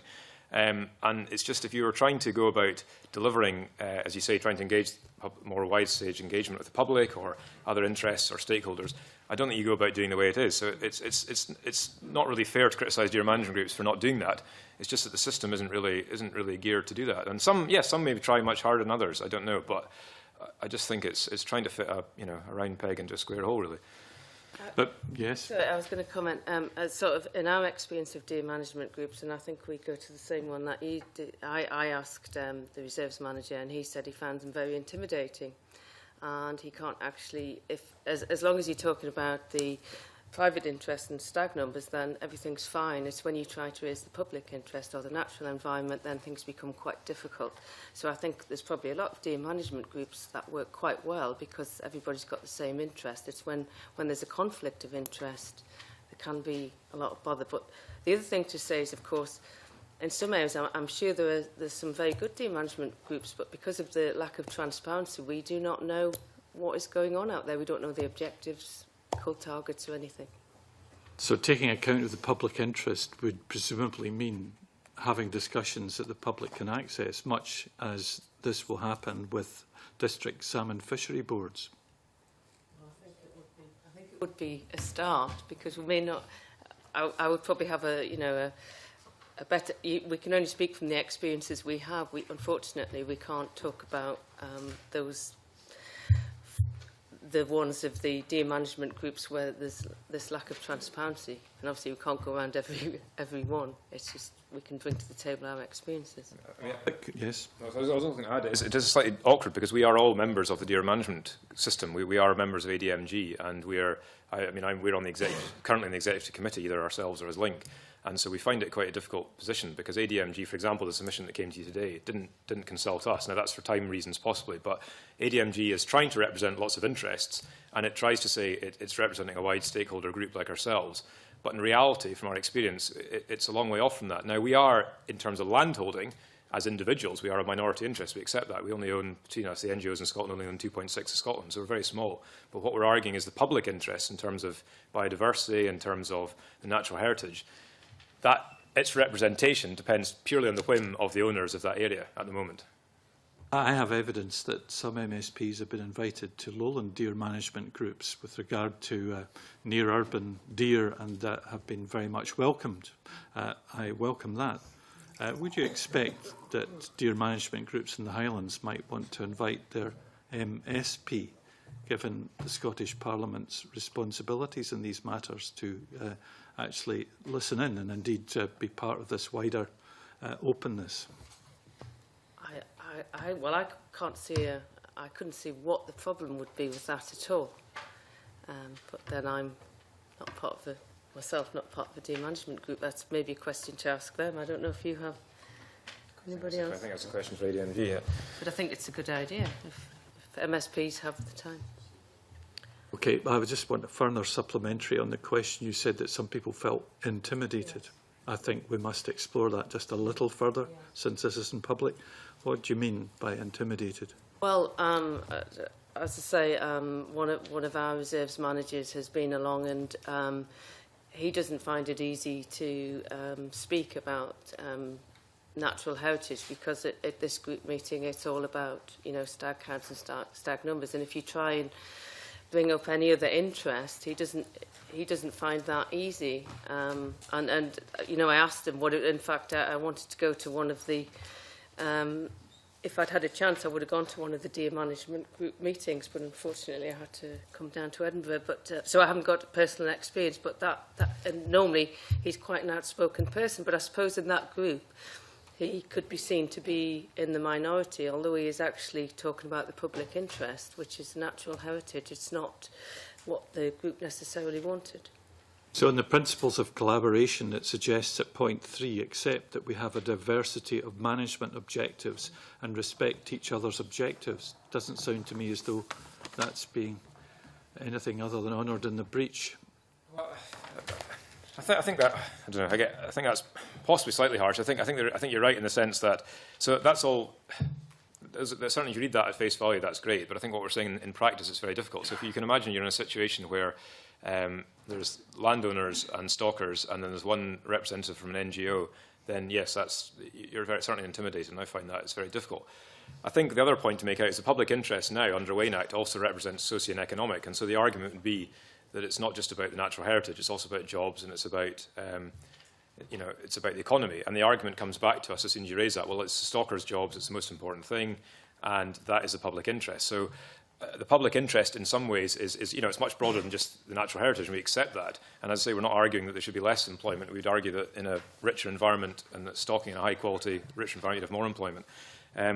So it's not so much a case of being anti-conservation. It's just a case of that. I think people's experience and understanding and management of deer is based on a particular system, and this is a very different system. And the two there's no overlap really. They don't meet.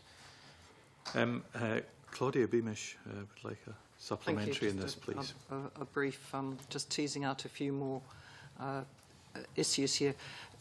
Is it possible that, I mean, we've seen the ADMG principles of collaboration, but is it possible that perhaps something's needed in the way of what the public interest, as well as the jobs for stalkers and the local community, what the other public interest issues are that would need to be discussed within a deer management group should be codified more clearly? Would that be useful?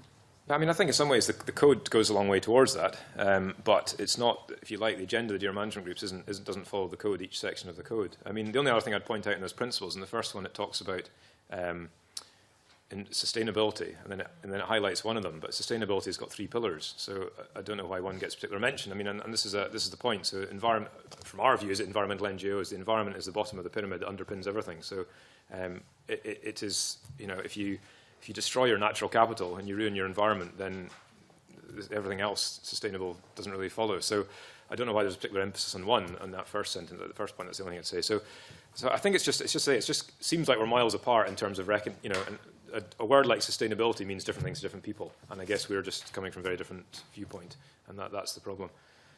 I would just add, I mean, it's our experience that certainly those that are undertaking deer reduction culls for the natural heritage, our member bodies, S&H, and those that are undertaking reduction culls for protection of woodland, particularly the Forestry Commission, given that they carry out 1/3 of the national cull each year anyway, come under particular flack at these meetings. Yet we also know that lots of deer are actually being culled on grouse moors, for example, at the present time, to reduce their numbers, to reduce tick, which carries a disease which causes problems for grouse.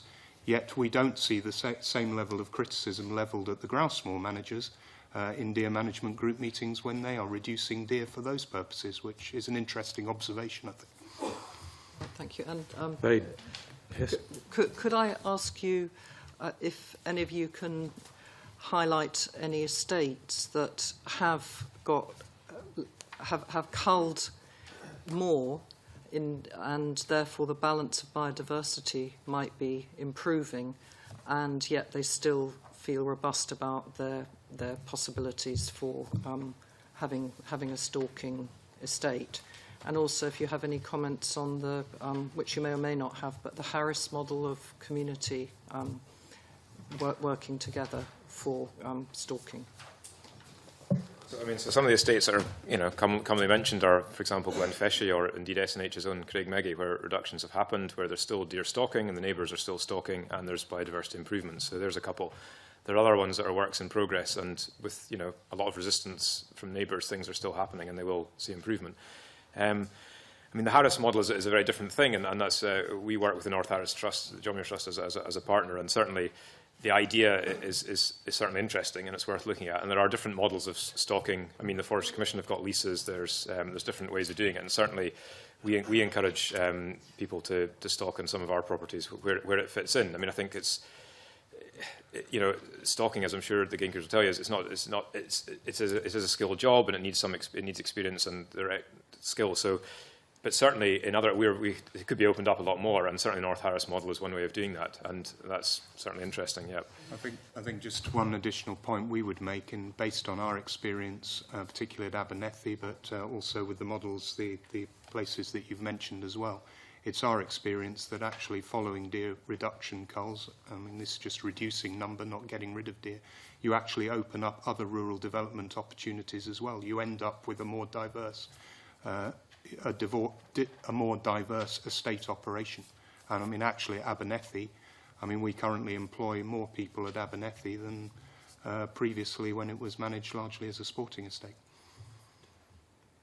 Very briefly, Dick, Lyle, if it's a point. Just quickly, do you not think we now have, with the numbers of deer we have, do we not have an opportunity to increase the number of jobs, to increase, the general public going for a shoot, rather than, the as I call it, the establishment people, spending £5,000, whatever it is they do to go their shooting. I see this more as an opportunity to improve, and I don't have the concerns of the Gamekeepers Association. I think we could improve and actually more jobs, more exporting of venison, which I have never tasted in my life, and basically improve the local economy. Just quickly, sorry. Yeah, so that would be as we would see it. I mean, if you're doing more deer management, you need more jobs, you need skilled people to do it, and we have a system of skilling the people to do the job. And again, look at models in other European countries. There are a variety of models where there is greater community involvement in deer stalking, for example, but to my knowledge, we've not looked at these other models and how they might be appropriate here or otherwise.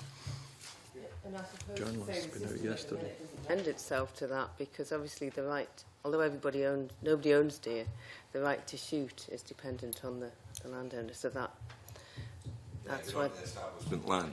So that's why the model doesn't necessarily work, or can't work at the moment. Thank you.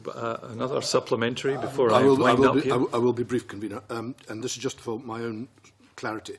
The written submission that came in from Scottish Environment Link was in the name of the Scottish Environment Link Deer Task Force, and at the end of the paper there are 1, 2, 3, 4, 5, 6, 7, 8 organisations which I presume are members of the Deer Task Force. Can I ask whether there are any other organisations within Environment Link that are also members of the Deer Task Force?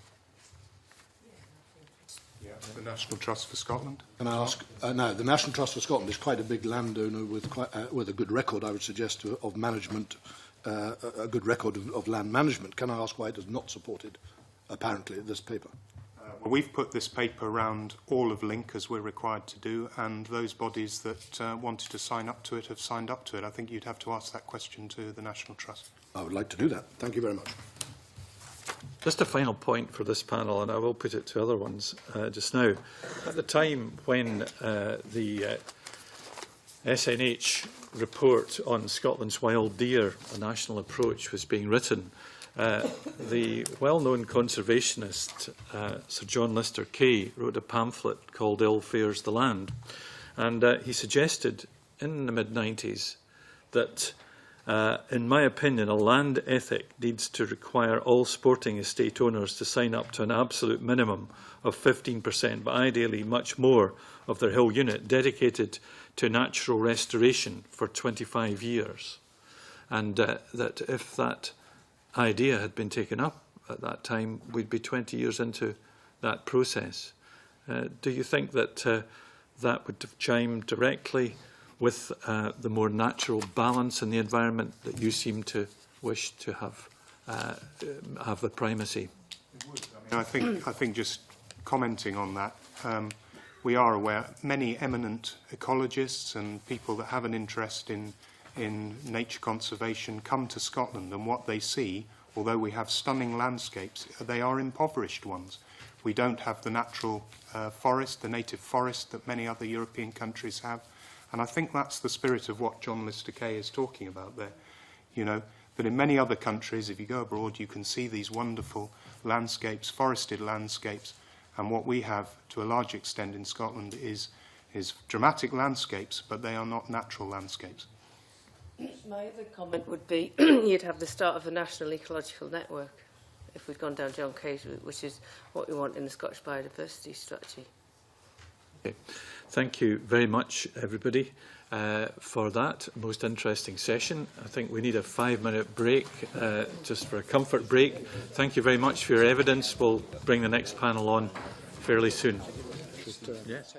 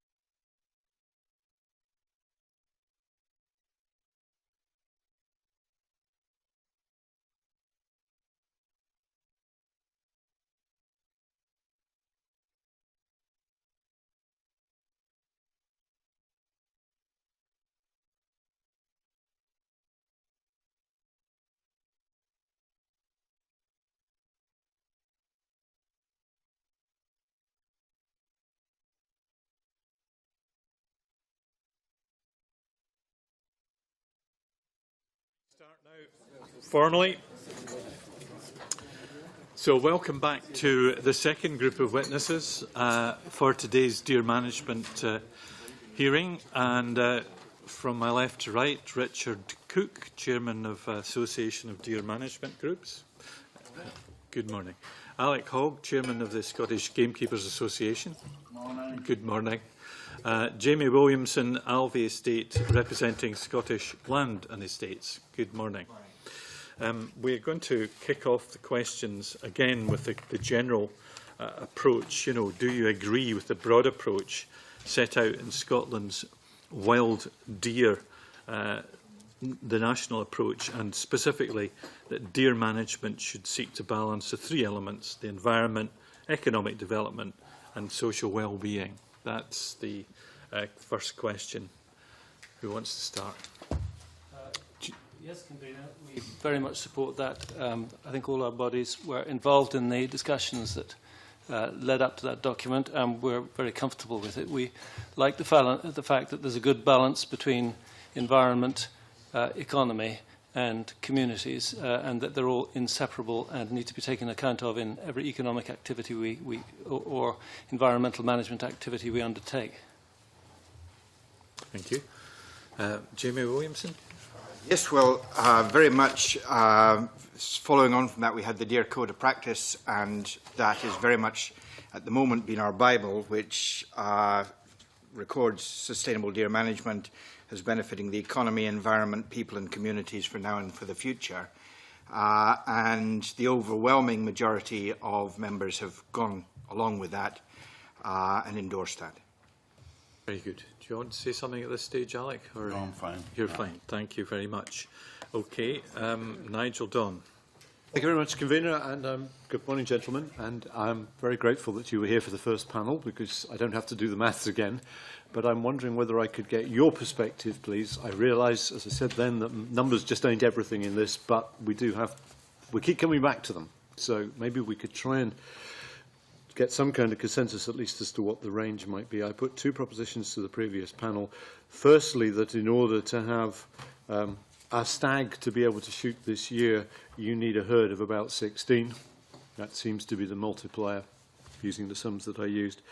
But equally, that if I then say the cull only needs to be a multiplier of 8, then, and I was talking only about red deer, an average cull over the last 20 years appears to be about 60,000, according to the numbers we've got. So I multiply that up to something rather nearer 500,000. That's the raw numbers. You heard the raw arithmetic. Can you enlighten me as to whether you feel that's a correct kind of conclusion? Yes, your population model is a good stab at it, if I may say so, but perhaps a little on the high side. There is a very long-standing rule of thumb that to match the intake to the outtake, i.e. the recruitment to the number of animals removed from the herd, a cull of 1 in 6 is required across the whole herd. I would suspect that actually the 1 in 6 proportion is on the high side now, because we have had a long series of mild winters, lower levels of natural mortality with a few exceptions in very severe winters, but and higher levels of recruitment. So my guess is that 1 in 6 would allow the population to gradually creep up. The current, I've studied the SNH records, and if you aggregate the counts that they've taken across the whole of the open hill deer range, the figures add up to a figure of rather under 300,000.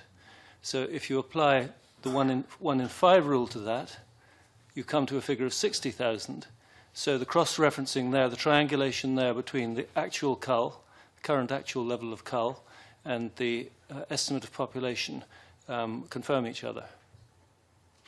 So you would perhaps be prepared to accept that the total population of red deer, by any calculation, has to lie somewhere between 300,000 and, say, 450,000, and I'm not arguing which end of it should be.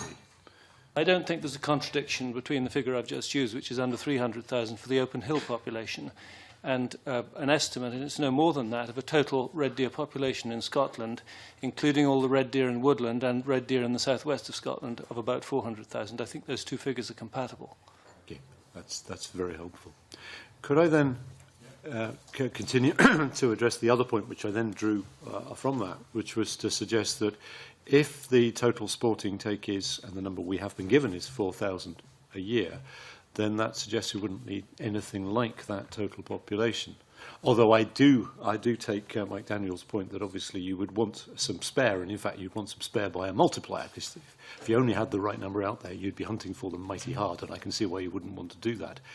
But I suppose my proposition is that there may be more total accessible deer than you really need for the sporting take. That's the well, I have to question where the figure of 4,000 sporting stags came from. As we have just said, the total cull is about 60,000, including females and juveniles. The annual stag cull is in the range between 20 and 25,000, and my guess is that about half of that at least is the sporting offtake. The rest are stags culled for management purposes, for control purposes.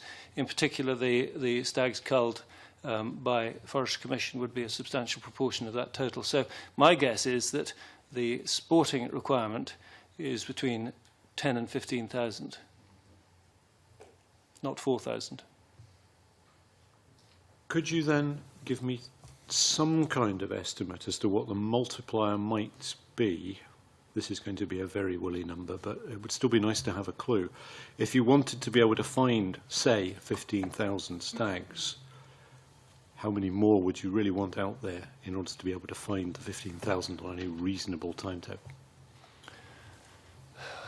Right. I think easier if we talk mental arithmetic was never my strong point. But if we talk about males and females rather than stags and hinds, because one has to allow for the calves in the two categories as well. My feeling is that you would need a stag population of well, if you take six times 15, it's 90. I can do that. But one needs to build in quite a lot of spare capacity for natural mortality and the premature cull. So somewhere between 100 and 150,000. I appreciate that's a very broad brush, but I think working with the figures we are working with, it's a fair stab at it. My guess is that the stag population is probably about 120,000, but that's straight off the top of my head, an informed guess, no better than that. So if I take your numbers, and we're dealing with very round figures, and I respect that, then your suggestion is that maybe the population at the moment is about right? It depends on your management objective. The population across the Highlands as a whole, as has been said, and I agree with it, is a little over 8 per square kilometre. Now, there's a huge range. And, for example, the population on Skye is under 1 per square kilometre. The highest population recorded in recent counts by SNH, I think, is about 27 per square kilometre, which is on Isla, 2 islands as it happens. It is of interest that the 27 might, by normal parameters, if you use the 12-4 dilemma approach, be far too high. But in practice, the biggest stags, bearing in mind the remark that was made earlier that the best stags reflect the best habitat, the biggest stags in Scotland are to be found in Isla and Jura, as it happens, which are very fertile, both from an agricultural point of view and from the point of view of deer. So that is not to suggest that they are overstocked on Isla. They're very, actually, it's a successful deer management entity. The 8 in the middle, it will depend very much on your management objective. If you're trying to regenerate trees without fencing, you need a very low density, as has been explored already, probably less than 4, actually. If your neighbours, and this is the difficulty that nearly all deer management groups find themselves in, if your neighbours need to maintain 12 for a sporting cull, then, of course, if you're improving the habitat, your neighbour's deer will all arrive with you on a cold, snowy night and do quite a lot of damage. So there is a huge trade-off to be agreed here, a difficult negotiation to be achieved, and I come across it in deer management groups all over Scotland. They are not, as has been suggested, single-interest organisations anymore. Characteristically, a deer management group will have certainly some stalking interests. It will also have farming interests. It will have environmental interests, both NGO-owned, government-owned, and private sector estates. It may well have tourism interests, and it will also probably have a presence from some of the government agencies. Trying to get a deer population which is entirely mobile and flows freely where the best food and shelter is, down to a level that suits everybody, is extremely difficult. But it can only be done by negotiation and reasonable behaviour, which is why we developed our 6 principles, common sense principles. And I'm delighted that the environmental organisations who've spoken to you just this morning, who are all, as they quite rightly said, members of deer management groups, are in the process of committing themselves to those principles as well. And I think we have a chance of going forward very successfully, provided that everybody is prepared to behave in a respectful and neighbourly manner within a deer management group context. If I could just interject here, obviously looking at the wider estate interests, which includes sheep, cattle, trees, tourists, as well as deer, we've had a number of significant changes over the last 100 years. One of the biggest ones is in 1905, we only had 4.5% of our land area covered in woodland. We've gone up to 18%, and that's been almost entirely achieved by deer fencing. Prior to that, for the previous 2,000 years, we only had about 4% of our land area covered in trees. The other very significant change that we've seen over the last 200 years was 200 years ago, we had far more cattle, sheep, feral goats, horses on our hills. These have transformed to mainly sheep, and then in the last 10 years alone, we've had 1.4 million sheep coming off our hills. Now, the impact of that is we've gone from a situation where in the 1800s you could regard as overgrazing to a situation where we're now getting rank vegetation, we're getting wildfire problems. We're actually, whereas sheep and cattle would graze and create a diversity of biodiversity and diversity of vegetation, if you remove so many of your herbivores, you actually get a monoculture. So we're actually in danger of losing a lot of our biodiversity due to the reduction in herbivore numbers on the hill. And though the sheep have come off by 1.25 million in the last 10 years, that has been in no way replaced with the deer. The deer numbers have been relatively static or a slight increase. I'm sure colleagues will want to explore those. Graham Day. Thank you, Convener. Mike Daniels in the last panel, I think, asserted that in his experience DMGs, or I think he used the phrase a stag club, with impact on biodiversity and the environment not really being a consideration in determining approach and planning. I accept that Richard Cooke has effectively challenged that point, but I would invite Mr Cooke to perhaps provide some evidence of examples where protecting the environment and natural habitat is being taken account of by DMGs. And referencing the ADMG principles of collaboration, which others have referred to, what's actually meant in bullet point 1 by the word sustainable when it says a shared commitment to a sustainable and economically viable Scottish countryside? Are we talking about sustainable in terms of protecting the environment, or sustainable simply in protecting the number of deer that are available to shoot? Thank you. Well, to take the second bit first, this takes us back to the code, which rightly asserts a proper balance between environmental needs, economic needs and social needs. So in sustainability terms, we want to see the men kept on the land who are necessary to manage the deer, and the deer kept on the land that are necessary to employ the men, and the communities on the land that provide homes for those people. The circularity of those 3 pillars underpins our understanding of sustainability. I appreciate that in designated sites, environmental issues take precedence, and quite understand that, and quite right too. But in the generality, that's what we mean by sustainability. And that's what we mean by the kind of negotiations to achieve a consensus within a deer management group that must take place between people with potentially conflicting objectives. Yeah, you asked for an example of a group where, which is not a stag club. Mike referred to this as characterising deer management groups. That's a generalisation I can't accept. It's a caricature rather than a characterisation. I could give you a number of examples. You probably haven't got time to listen to them, but I would like to refer in particular to the Midwest Association of Highland Estates, which lies between the A82 and the A86, between Loch Lagan and Glencoe, basically, and it stretches from Dalwhinnie in the east to more or less the coast at the west end. And it has just completed this year its second deer management plan, which it, having had its first one done by a consultant, it felt competent to do this one, the second one itself. The extent of the group is 117,000 hectares. The deer density, and this is a 2011 aerial count, the count produced 11,045 deer, which is a stocking density of 10.1 per square kilometre. One particular challenge that the group faced was to do something about the Ben Nevis SAC and SSSI, and there was a baseline audit carried out in the SAC in 2009, and a repeat baseline study, a repeat study carried out in 2013, 4 years later, by an independent ecologist by the name of Colin Wells. And I'll just pick out two of the remarks that he made in his executive summary of his report, which I've seen. First of all, he says that herbivore impacts have overall reduced dramatically.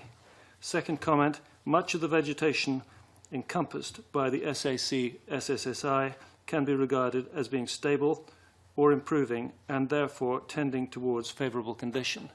I would like to point out that the 10 landholdings within that group include a number of private estates, a major corporation, global corporation, Forestry Commission in the form of Forest Enterprise Scotland, the John Muir Trust, and in addition agricultural interests across the whole of it. So there you have the whole mix, or most of the mix.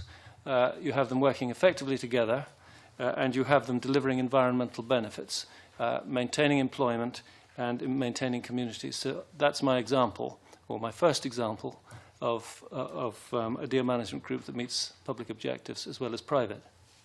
Thank you for that.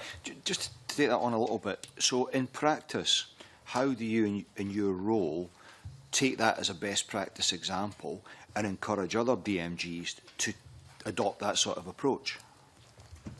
Our role in the association is to provide leadership and advice and support to deer management groups. We see there's been a fair amount of reference to pre-Wayne legislation and papers and the long history of deer management in the previous session. And a lot of it is true. And I would not disagree that the origin of deer management groups was focused on access to red deer for sport. There is a process of transformation going on, which the Wayne Act has assisted, and the Code in particular has assisted, which is having a very strong influence on the way that deer management groups conduct their business and on the way that in which individuals within those groups deal with each other. I go to a lot of deer management groups, as do my colleagues. We try to be represented at all of them, and we try to encourage the learning process. I'm convinced that the voluntary principle is capable of delivering that. I think we've had steady progress to date. I hope that when you see the public agencies next week, they will confirm that that's their impression. I believe they will. I'm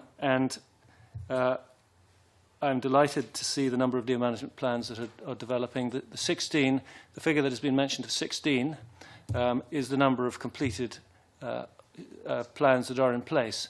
In addition to that, there are a further 8 which are being developed at subgroup level, because much of the action now is being taken at subgroup level, where subpopulations are managed individually. And in addition to that, doing my own analysis, I count a further 12 deer management plans in development. And they range from some, in terms of quality, they range in some where they've only done little more than make a commitment to write a deer management plan, but only just got going, to, for example, the Cairngorm Speyside one, which is in its 3rd iteration, in a rather innovative map-based form, and which is just about to be adopted by the group, and will then be put on their website and will be available for people to see. Just a very brief supplemental. Given your presumably considerable experience of attending DMG meetings, do you recognise the description of someone who's want to speak up for environmental habitat interests feeling intimidated in these settings? Well, I've heard that word used before because we have regular and friendly dealings with the NGOs who are members of our groups, and it is essential that they stay part of the mix, absolutely essential. And I think they're oversensitive. I have certainly offered my services to be present when these meetings take place. I'm not going to tell you that there aren't a few dinosaurs out there, because of course there are. And some people need to be persuaded that the world is changing and that they need to change with it. But if there's a little discomfort in the early meetings, I think the only thing to do is to persist. Certainly not, as is beginning to happen in some cases, for those NGOs to cease to attend meetings. That is self-defeating. Thank you for that. Could I just make a point that you were talking about the West Central Highland Deer Management Group? Is there any subgroups within that, for example, near Cara? I think it is that group now is operating as a single group. It has in the past operated as two subgroups. Cara is one of the private ownerships in it. And to name a few others, there is also the ownership, the considerable properties owned by Rio Tinto Alcan, which have mixed sporting and environmental improvement objectives, as has Cara. So there is quite a complex cocktail going on there. It's just that I had an email from Lisbeth Rousing earlier this month suggesting that bounding her 50,000-acre estate, which she claims to be working on ecologically, it's not easy because we have neighbours with 55 deer per square kilometre, in brackets, in SSSIs. Now, I can't verify these figures, but if there's a deer management group in that area, perhaps there's someone who's not playing ball. Well, I can't comment. I haven't seen that before. I haven't had those figures put to me before. As I say, the overall density is about 10.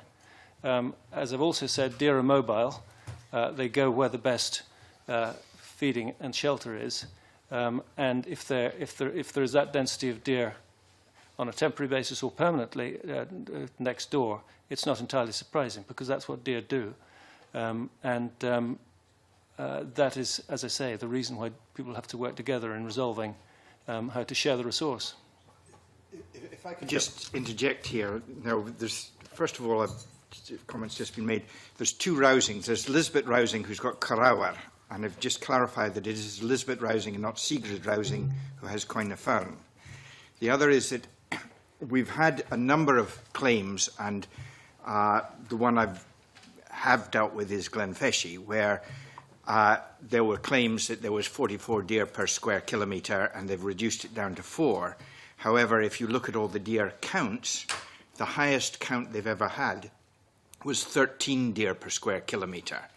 Now, we questioned this, and we discovered that the 44 deer per square kilometre was counted when they'd fed them into a field and counted the deer. The 4 was a guess. So actually, having heard that there had been 44 deer per square kilometre, we were then assured that it would be the same as when I put my sheep in my sheep fank and counted them, and then extrapolated that over the whole of my area and assumed that I was a millionaire in sheep, whereas in fact I wasn't. So one has to be a bit careful on where the statistics come from. It sounds like the 55 is the same as what someone in Glenfeshie was doing, trying to tell us that there was 44 deer per square kilometre. Okay, I just thought I would ask, since we were talking about figures, and I've no doubt we'll come back to that, but moving on to deer impacts on the wider public policy objectives and on the natural heritage. Cara Hilton, is a question? Yeah, I'd just like to ask all the panel members if you can provide some evidence and examples to illustrate the impact of the current deer management practices on the Scottish Government's economic, social and environmental policy and targets, such as climate change, biodiversity. What sort of impact do you think the targets are having? You're looking at the impact of deer management on environment. On the Scottish Government's environmental, economic and social policy and targets. Right, well, obviously the deer have, the deer, whole wild deer management have an impact because it's producing 105 million pounds a year, or that was the PACEC report from 2005, of which 70 million pounds worth was retained in Scotland. In terms of social impacts, they estimated there was the equivalent of 2,520 full-time jobs created, and most of those were actually in remote, fragile areas. So it wasn't like putting them in the centre of Glasgow. They were in some very remote areas, and therefore very important to a lot of our remote rural economies. We have, as I've explained before, we've had quite a serious reduction in sheep numbers. Between 1987 and 2007, we had something like 2.3 million sheep disappearing from Scotland. We had 1.4 million disappearing from the Highlands in the last 10 years. Now, that is quite a significant impact in jobs, and that has unfortunately made deer stalkers relatively more important in the economy, as a lot of farming has disappeared. So this is actually, we're having to look more and more to deer to provide jobs. Anyone else wish to comment? I mean, so far as the environment is concerned, because Jamie has dealt very well with the ecological, the economic and social aspects, I'm not going to sit here and say that I think that the habitats across Scotland are in perfect condition. It would be complacent in the extreme to take that view. There's a lot of work to be done, and that basically means motivating people and focusing on the issues, which is why deer management groups are now thinking really very hard about doing their own habitat assessments. 3 deer management groups, to my knowledge, are now doing it themselves, having undergone the training, and we are talking to the Scottish Government about trying to extend that scheme so that more training can be available, so that the practitioners on the ground can do what Mike Daniels referred to, which is look at the capital base as well as the deer as a sign of environmental health. So, I mean, I feel it's going in the right direction, but there's quite a long way to go in some areas. In other areas, we have situations which, as has already been said, where regenerating habitat has got to a point where it is a serious fire risk. And furthermore, where you get a ground layer of vegetation which is too thick, then it's very difficult to get natural regeneration of trees if there's a seed source, because the seeds don't reach the ground. So there is, as has been said, a need for a good mix of grazing in the environmental interest. The important thing is to, and the difficult thing is to try and get the balance right with a population of deer and sheep to some extent, which moves freely and is very difficult to put exactly where you want it. Self-selecting. Jamie Williamson. Bringing a thing on the note of caution on the habitat assessments. I've been subject to an area where we've had one expert saying this is dreadfully overgrazed, and the next expert come in and say this is dreadfully undergrazed, and that's the same habitat. You've got to look with habitat assessments what your long-term objective is. To actually damage it permanently by overgrazing or undergrazing is quite difficult. But within that range, if you are mainly interested in providing meat, either sheep, or that's lamb or venison, then you may well need a far heavier grazing regime than if you're interested in providing trees. And therefore, when you do this habitat assessment, you have to very much say, right, what is your objective? What is the objective of the owner or the land occupier? And achieving that objective, is it also managing to achieve other people's objectives? Wouldn't we say then that there would be a potential for having more gamekeepers, given that we're talking about the need for more culls? You know, however the sums are worked out, as the mathematicians in our midst have been positing. Do you not think that this is a great chance, actually, for us to make sure that gamekeepers, you know, have a bigger part to play? And secondly, you know, the British Association of Shooting and Conservation have found that sportsmen and women who had previously not shot deer were willing to pay considerable amounts of money to go out deer stalking. So don't we think that landowners are missing out on economic value here? I think it would be great if we had more gamekeepers, because they do a whole diversity of jobs on the hill. It's not just shooting deer, it covers all aspects of predator and habitat management. But to go back on my own personal experience, I've been a gamekeeper now for 40 years, and one of my first jobs was to work as a wildlife ranger with the Forestry Commission. Now, in those days, the Forestry Commission, I think they had 80, maybe more wildlife rangers. They were so proud of what they had, and we attended our piece of ground every day, you know. And after the contractors come in to cut wood and things, the employment within a lot of these lochs and glens diminished hugely, because they went on to employing contractors who just come in and they tend to shoot deer at night with a spotlight, and they've no care for the greater biodiversity. So that would be my worry, that they would be farmed out to contractors and not given to a person who actually lived in the glen and worked there. I have quite a lot of sympathy in that. Yes, Jamie Williamson. Yes, there's a large proportion of the number of sporting estates actually rent out their stocking, including ourselves. I mean, it's very much, we bring in clients, whether it's for stalking or hind stalking. They stay in the house or they stay in local hotels. They pay up to £400 to shoot the stag. We hope we get another £150 from them staying in either our own accommodation or hotels, etc. And then we keep the meat, which we then sell on for about another £150. So that's good business, and it's not a matter, it's elite only in that it's more expensive than skiing or mountain biking, but we certainly have a very wide range of people. Now, okay, we tend to get a lot of Swedes and Germans, and we certainly, in terms of saying, is there a lot of people who want to go in and do the stalking? Yes, but obviously just the same as we price things, we price it according to the market. And if I have people queuing at the door at £400 per stag to go and shoot the stags, I don't then reduce the price to £200.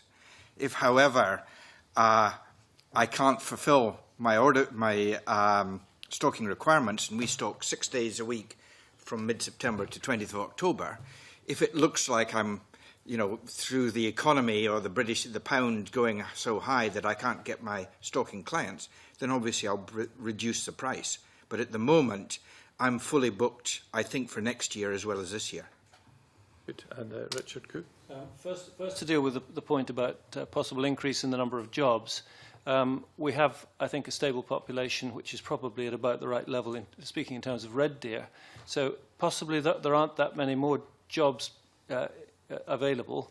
The itinerant element that Alex has referred to is certainly a characteristic of the way that employment is going, and it's not ideal because it does mean that you get people who come into an area to do a job and go with a contract approach. It doesn't have the same beneficial impact as a resident stalker. On the subject of accessibility and the market, the suggestion that deer management or that deer stalking is exclusive is erroneous in my view. I mean, as Jamie said, there is hind stalking available from around £200 a day, which is not excessive in terms of other recreational activities. But more particularly, I'd like to refer to the lowland context in terms of my role as chairman of the Lowland Deer Network.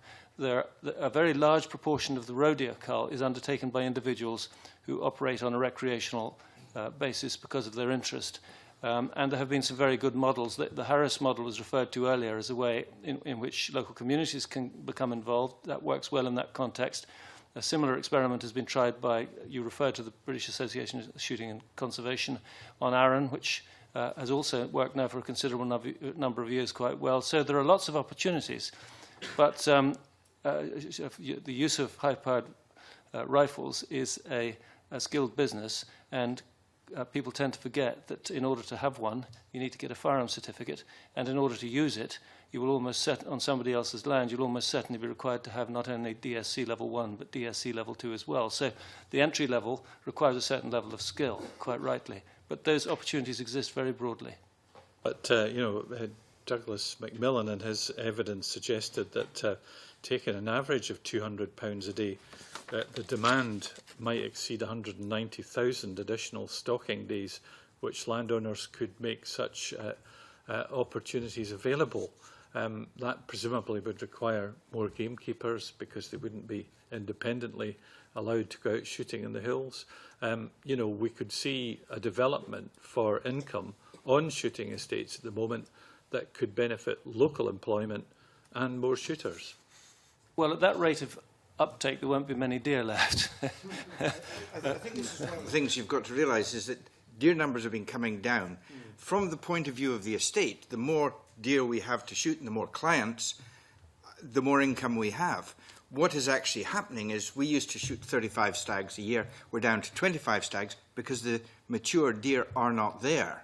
We've also got a situation in terms of venison in that Scotland used to be a net exporter of venison. For the last few years, it's been a net importer of venison because the demand for venison exceeds the supply. And the supply has been going down because we just don't have those deer to shoot. Now, we're actually looking at deer farming and saying, right, can we ranch it? Because, and particularly my own estate, it was fenced in 1908, and they ranched the deer, and they got some of the best heads in Scotland, and that did work. But it was more recently, Glensoch and Fask Estate has tried it, and it hasn't been economically viable. However, situation is changing, and we're now looking and saying, well, if we continue to remove all our wild deer, there may be an opportunity for ranching them. Indeed. Just a short question about the price at the moment, and then Nigel. I mean, Muir, at the risk of going off at a tangent, the price intrigues me as a layman because the figures that I've heard quoted for what you get for a carcass seem extremely low set against what the consumer is paying to purchase venison. It does strike me that someone's making a killing and it isn't the estates and the gamekeepers who are benefiting from that. Yes. The price, the price at the moment is something like $2.25 to $2.50 a kilo, which is, and that is stable, which is due to the fact that we now have an established market, as Jamie was referring to, in the UK, and that is a considerably better price than we've had for some time. You're right, actually, to say that what the shopper pays for a prime cut, as is the case with beef or sheep, it has to be said, is a multiple of probably 3 times that. And that is not out of the way. And a particular feature of the venison industry is that it is very fragmented. It's in all the most remote parts of Scotland. And we're not terribly good at organising ourselves into cooperative sales groups, producers groups, which is something that has been promoted and may follow in due course. So the collection costs are a very substantial element. I think if you look at the whole of the venison chain, you'll find that nobody is getting very rich very quickly. But certainly we would like more money. The reference to increasing production by a reintroduction of deer farming is the Scottish Venison Partnership are working very hard on that at the moment, and there is undoubtedly a strong initiative to make that happen, particularly as the single farm payment will be available to farms who are converting from another form of agriculture to deer husbandry. So there's a real hope that that will help to close the gap. And there will be jobs, undoubtedly there will be jobs in that with the wildlife management function. That's a very encouraging future trend. Nigel Dunn first. He's been Thank waiting you, for Convener. I was wondering, to some extent you'd asked the questions that I wanted to cover, but I'm wondering if I can go back to the generality, because I was conscious that Alex Hogg had mentioned that he'd had 40 years' experience. We have spent the last two and a bit hours effectively talking about what's happened over the last generation on our hills. And I'm wondering, given that you heard all that was said earlier, what your perspective was on what has or has not changed over that generation, about the numbers or the environment in which in which you're working? In our eyes, what's went terribly wrong is, well, if you can imagine, if you've got a garden and it's all grass and the kids want to plant some vegetables in there, but the kids have also got pet rabbits, a couple of rabbits, there is no way on earth that you would have a vegetable plot without protecting it from those rabbits by a fence. Now, 10, 15 years ago, we gave evidence in here over the decline of the capercaillie. There was £7 million given to take deer fences down to save the capercaillie. And the capercaillie is still declining at a horrible rate of knots. And we told them all at the time that it was predation by pine martens, which were flushing the caper against the fences. In the 60s, there was thousands and thousands of miles of deer fencing, and there was 20,000 plus capercaillie. We have got to go back to having a fence. And we've even looked at having low fences, which are electric, which are only the height of this bench, and the deer will not cross them.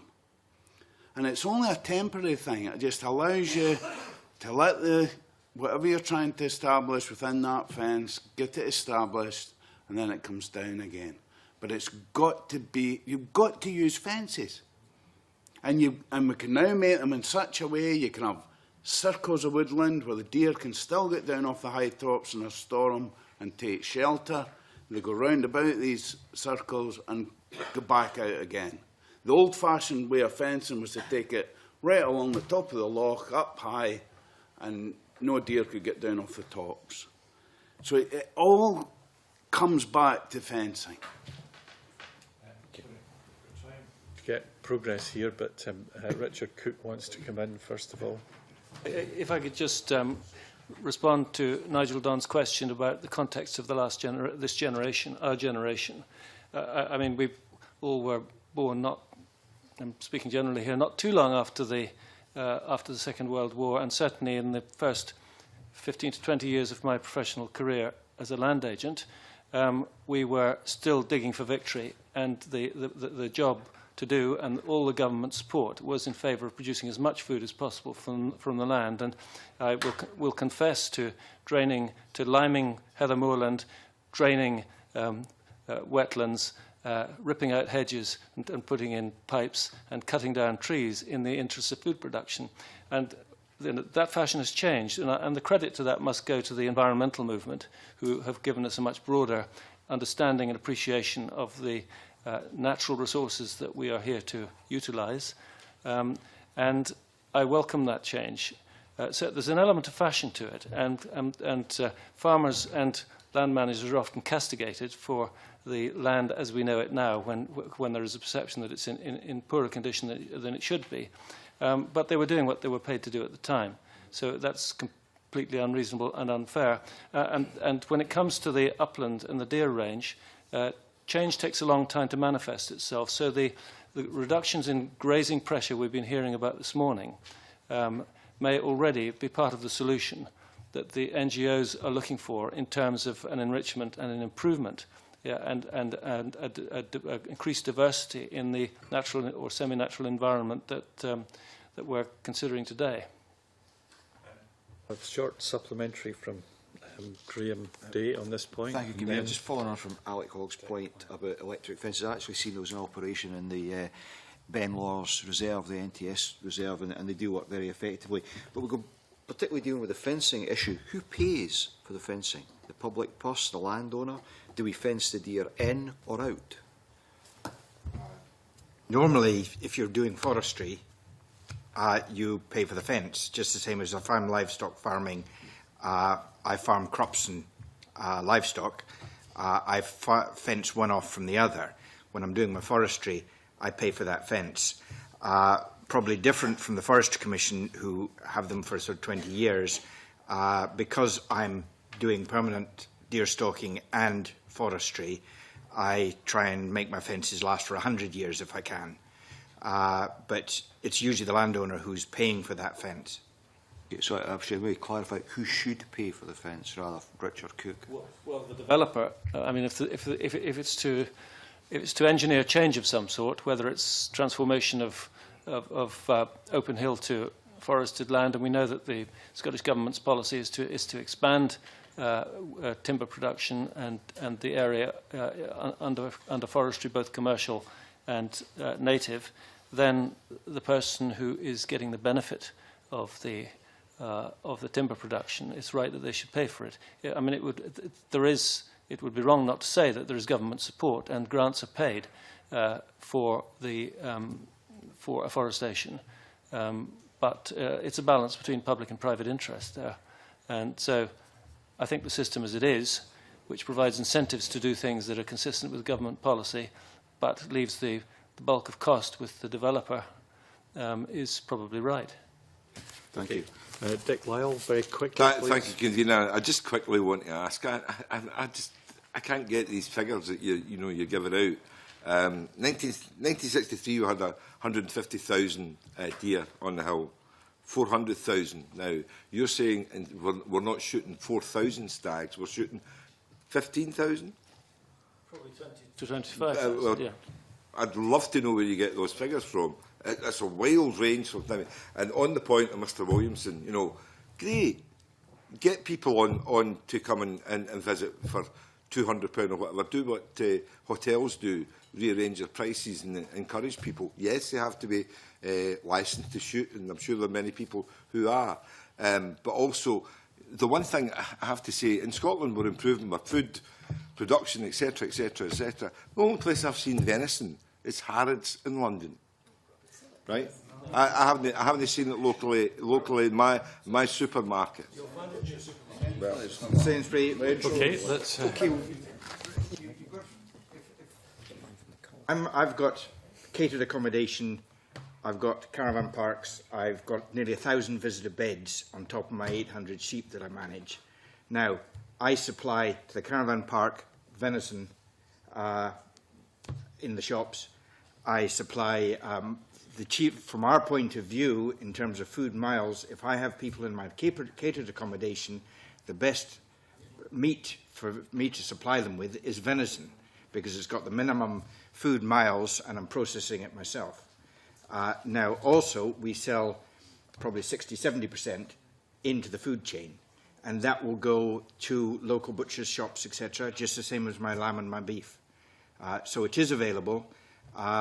It might not be available in your Tesco's or what have you, but certainly our attitude is we sell a certain amount into the game dealers who will be dealing with some of the supermarkets, will also supply the local butchers. Well, the fact that we've got this number of deer, can we not, is there not a way, and the point we're making earlier to Alec Hall is the fact that we could actually employ more people and develop the business better. Is there not that opportunity? Are we just... There's not venison. What has happened is the number of deer we're culling is reducing because there's not the wild deer on the hill. And we've now reached a point where the demand for venison exceeds the supply. Now, you can up the price of venison just the same as if the demand for deer stalking exceeds the supply, we can up the price.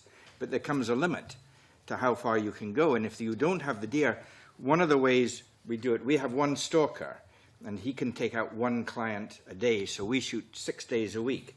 Now, if we had enough deer, we could have 2 stalkers, but we don't. What also happens is, certainly early on in September, very often he doesn't average a stag a day. Now, if consistently he only gets something like 4 stags in 5 days, then very often the client says, I'm booking for a week, but I'm only going to pay the equivalent of 4 deer. So actually our best, most cost-effective income is when the stalker gets an average of 1 stag a day. And we're at the point where 40, 50 years ago, we had 2 stalkers and a ghillie. There was enough deer to support that. Today we only have enough wild deer to support 1 deer stalker.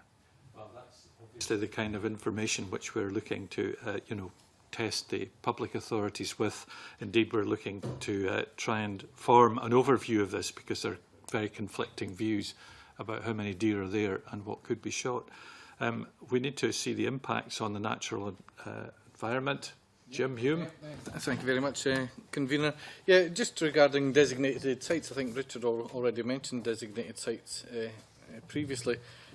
Just wondering whether, in your view, there's any positive or negative impacts on deer at present regarding designated sites, if that's changing at all, and if there's any way yourselves are actually measuring that. You've talked about habitat assessments, I believe.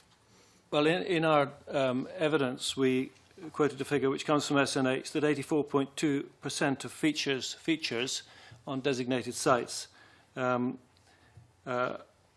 in favourable or recovering condition. Another figure that has been used, and again, there's so much information and it seems to conflict, is that 248 out of 957 sites of special scientific interest are in unfavourable condition. I mean, the fact is that there are designated sites, undoubtedly, where there is further work to do, and that is why we have 10 Section 7s, and why there will probably be more, and possibly some Section 8s, in order to, because the environmental improvement in those sites is the driver behind Section 7. So it's not all bad news, but we've still got a long way to go. As I said earlier, I think deer management groups are taking this on board and are adapting their management plans to allow the environmental requirements of the designated sites in their areas to be a significant part of their future planning. And I am convinced we can continue to proceed along an improving trend. Johnny? I phoned a stalker last night who stays at the top of a glen, which is 10 miles long, and every house, every 2 or 3 miles, is a stalker and their family who live there. And it's, you know, the amount of benefits there is to that community. But I was talking about designated sites, and he's got one on his ground, and for years, SNH and other people have been saying, look at the erosion with those blooming deer, look at, especially up in the peat hags. So they fenced it off, and they excluded the deer altogether in this area for a year, and they put boards in, 4-inch boards, and the boards are filling up with peat. So it's absolutely sure now that it's erosion, it's weather, where before it was, must be the deer, must be the deer. So all these wee things need to be tried and then try and get the answers to them. If I can just build on that, in my particular deer management group, we've got 2 special areas of conservation. One is Craig Maggie, which has been declared or categorised on the blanket bog as an unfavourable condition, no change, even though all the sheep have been removed and most of the deer have been removed since 1987. On another one, which is the Mauna Lea special area conservation, we've actually challenged SNH because SNH has come in under their standard method of assessment and said it is in unfavourable condition, no change, and it is probably due to deer. Now, anecdotally, all the crofters and the shepherds have said, but actually there's far more vegetation on the exposed peat now than there was before. So we went together with SNH, and SNH actually funded Environs to study the aerial photographs of the area in 1946 and again in 2005, and they concluded that there's 46% less exposed peat now than there was in 1946, which would indicate that actually it's improving condition. And then scientifically, Mallory took areas where they excluded deer and sheep with fencing and compared it with areas where the deer and sheep were not excluded, and they did it in Caithness, they did it in the Mauna Lea Special Area Conservation, and I think it was the Ladder Hills was the third one. And after 10 years, their conclusion was there was no significant difference in erosion between the areas where deer and sheep were excluded and where deer and sheep were not excluded. However, there was a slight increase over those 10 years in exposed peat. So their conclusion was it was nothing to do with herbivores, it was to do with climate change. And in fact, I've got here the SNH document 4110, Peat Erosion and Management of Peatland Habitats. And they've concluded that saying there's no clear evidence to indicate that densities of large herbivores were associated with the incidence, severity or type of erosion. So what we've actually challenged SNH with is to say, to query and say, we think their standard method of assessing these blanket peat bogs is actually flawed because it's contradicting the anecdotal evidence, the historic evidence, and the scientific evidence. And we're asking them to go back and re-look at the way they're trying to assess whether things are in poor condition or not. Okay, thanks. I think that covers both points. Well, I just have to take up that point particularly because I have seen the ground at Forcenard and areas near to fences which the deer regularly use as a route across are far more difficult to re-wet than those where there has not been a heavy tread. And that's one of the reasons why in the area where there were trees and the removal of those trees, the removal of the fences will allow for a variety of routes for the deer to travel. And actually, there is clear evidence there that some parts of the peat bog are in much poorer condition because of deer. So we could argue about that a lot of the way, but that's a set of facts which I have. We're going to move on to deer management groups now, to Alec Ferguson's question about that. Thank you, Convener. Gentlemen, you would have heard in the last session evidence given to us on how deer management, or what were the perceived failings of the effectiveness of deer management groups. And I just want to talk about that effectiveness and ask you one or two questions about that. This institution, the institution of the Scottish Parliament, works on the principle of being open and transparent and accessible and indeed accountable, which are principles I strongly believe in. And some of the evidence that was put to us suggested that deer management groups had got a bit to do before they became open and transparent, particularly in terms of their membership, how often they meet, you know, how they can be contacted and all of that sort of thing. Can I just get your reaction to that and whether you think there is improvement that could be made in that direction so that you know, people can have absolute confidence that the deer management groups are open and accessible and accountable? Well, yes, I'm happy to answer that. There is, of course, a range in assessing how open and accountable deer management groups are. It ranges from good to bad, and there is certainly more work to be done in that respect. And this is the culture change that I think that the code is in the process of bringing about. Certainly, deer management groups need to be more inclusive. ADMG, by the principles that it has offered, sets out its intent to lead deer management groups to a more inclusive approach. I wrote an article in one of our newsletters, Scope, earlier this year, encouraging deer management groups to take into their discussions all land management interests, whether within the boundary or not, where the deer can be found, so that the impacts on other economic interests, such as farming and forestry, are also taken into account.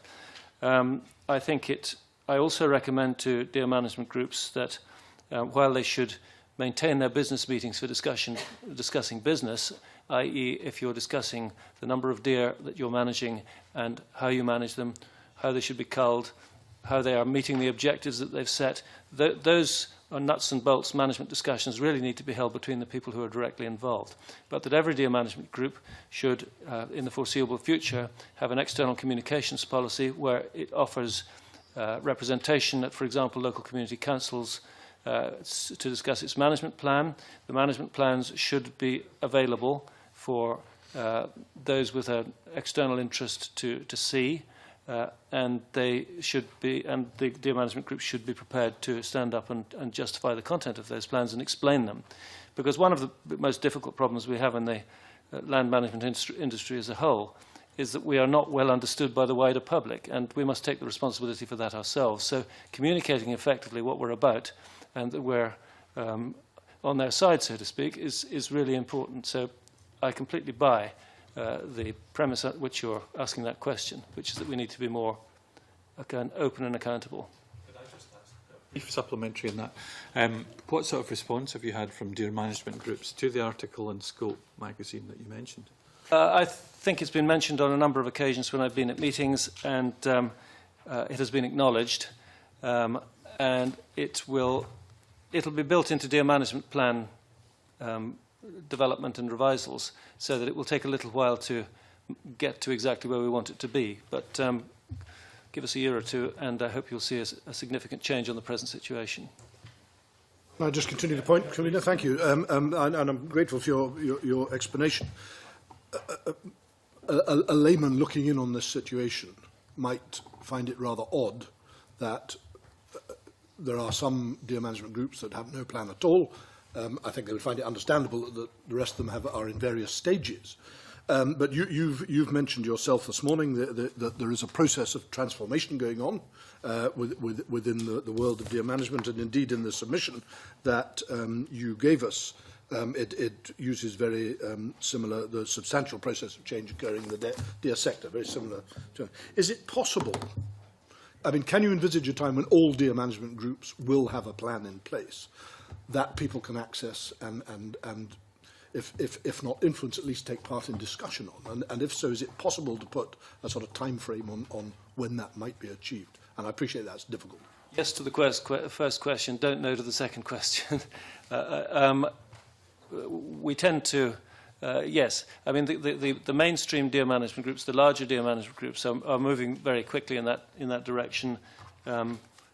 This one that I held up earlier is available. The Cairngorm Speyside one I referred to earlier, which is more map-based and has less text in it, is, if not available already on their website, is becoming available on their website. ADMG has offered a service to its members where, if they aren't in a position to afford to develop and manage their own website, they can use a page on our website to provide a link which will enable them to provide information about their deer management groups and including their deer management plans. So we're moving forward, but there's work to do. Are there any other ways in which you can point to in which this sort of process of transformation is taking place? Can you just expand on that a little bit? Well, I've referred to the habitat surveys, which I think is really important. And going back to the natural capital, I think it is important, as was said in the previous session, it is important to know what the base resource is that we depend on for economic as well as other outputs. So I think, and I think it's very welcome that people in Alex's profession are learning the basic skills of measuring the impact of their management on the beneficial and negative on the habitat, so that they can modify their management accordingly. I think one has to appreciate that there are areas where the sporting estates or the land ownership probably provides something like 80% of the employment, and therefore if you have only within a discrete deer population area only 4 or 5 estates of which all the owners are engaged, the keepers are engaged, the farm staff are engaged, and no doubt they're represented on the community council as well, then very often they don't really need a deer management plan per se, because they're all engaged in the process. Even in our deer management group, which has got 40-odd members, we go to the community councils, and most are not really interested. What they're more interested in is when they're asked to comment on deer issues, they very often pass it to one of our members and say, please produce it for us. We've also got things like crofters who do come in, and yes, we will certainly deal with them, but for the most part, there's no point in pestering someone and saying, please come, if actually they're not really that interested. But equally, you would accept, I think, that if there was an interested party that did ask to come, they should be able to do so. No problem, no problem, yes. We're all inclusive. Yeah. The fact that they don't all come is a problem. Claudia Beamish. Thank you, Convener. Could I go back, please, before I ask the broader questions I want to ask about voluntary and statutory management plans. And could I ask you, Richard Cooke, the degree to which the deer management plans that have come to the fore since we were given the figures of only 16 are active deer management plans, which one could say 18 or whatever, out of the 42. How many of those would would you say, have come to the fore very recently? And could you tell us the degree to which the fact that there's going to be a review next year might have focused minds, and whether these would have come to the fore anyway? The review, I don't know that there's going to be a review of deer management planning as such. Deer management planning actually has been around for quite a long time, crude initially, but becoming increasingly sophisticated as it goes along. I refer to the map-based approach of 3 of the groups, actually, and the habitat aspects too. But no, the catalyst has been for the increase, the significant increase in uptake has been the Wayne Act and the Code. The 16 plans, as I said earlier, in my view, it's 24 plans, not 16, because many deer management groups are now functioning at a smaller level, which is quite right that they should focus on local issues. And many subgroups have now got their own deer management plans, which feed up the pyramid, so to speak, into a bigger plan.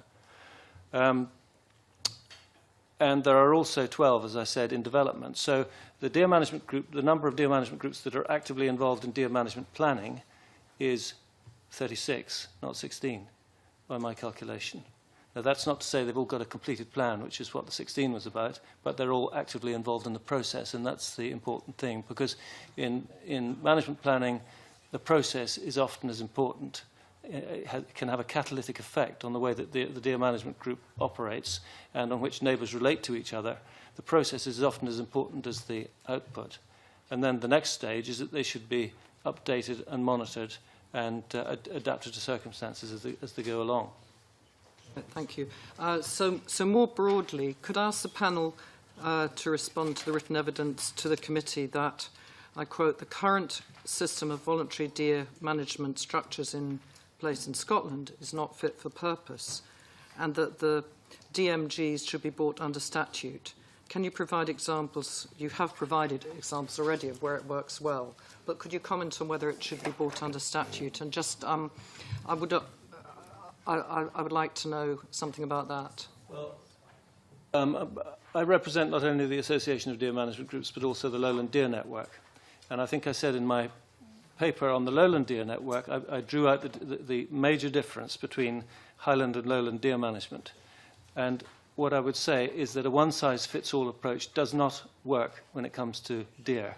It doesn't work between lowlands and highlands, but it doesn't work even at more local level, because going around deer management groups, one is constantly struck by how different they are, how the issues that they talk about may be common up to a point, but how they operate and their characteristics are very different. They reflect the circumstances in which they have evolved. So to have some sort of statutory framework would not, I think, aid the process of resolving conflicts between neighbours who have to find a common way forward. I can't see that a statutory approach would actually improve matters at all. It would make matters grossly more bureaucratic and costly. And you would expect me to say this, and I've said it in writing, but I am absolutely convinced that the voluntary basis of deer management groups is fit for purpose and will continue to improve and will continue to increasingly deliver public as well as private benefits. Are there other panel members who want to comment on that? No, I think I would endorse that. Our concern is that if you put more and more regulation on an industry, eventually the investors walk. And this is always of concern, even with field sports, etc., that at the moment it's benefits from people who are investing well beyond what their financial return is into that industry. We've also got people enjoying it. They are keeping cull numbers down. We've worked out, we did actually a comparison between Craig Maggie and ourselves in terms of if the public sector had to deal with the problem of deer, and we worked out that it took 6 times the man-hours to cull every deer in Craig Maggie as it does with us. And therefore, that really can only be dealt with by the public purse. We feel that we're far better to have what is effectively a private-public sector partnership, whereby the private sector are investing as well as the public sector, and the voluntary code means that it's very much cheaper for the public sector and the taxpayer than if we just handed it all over to the public sector. A couple of supplementaries to this, and need to move on rapidly as well. Jim Hume, followed by Angus MacDonald. Yes, Alex. I'll just say one wee thing.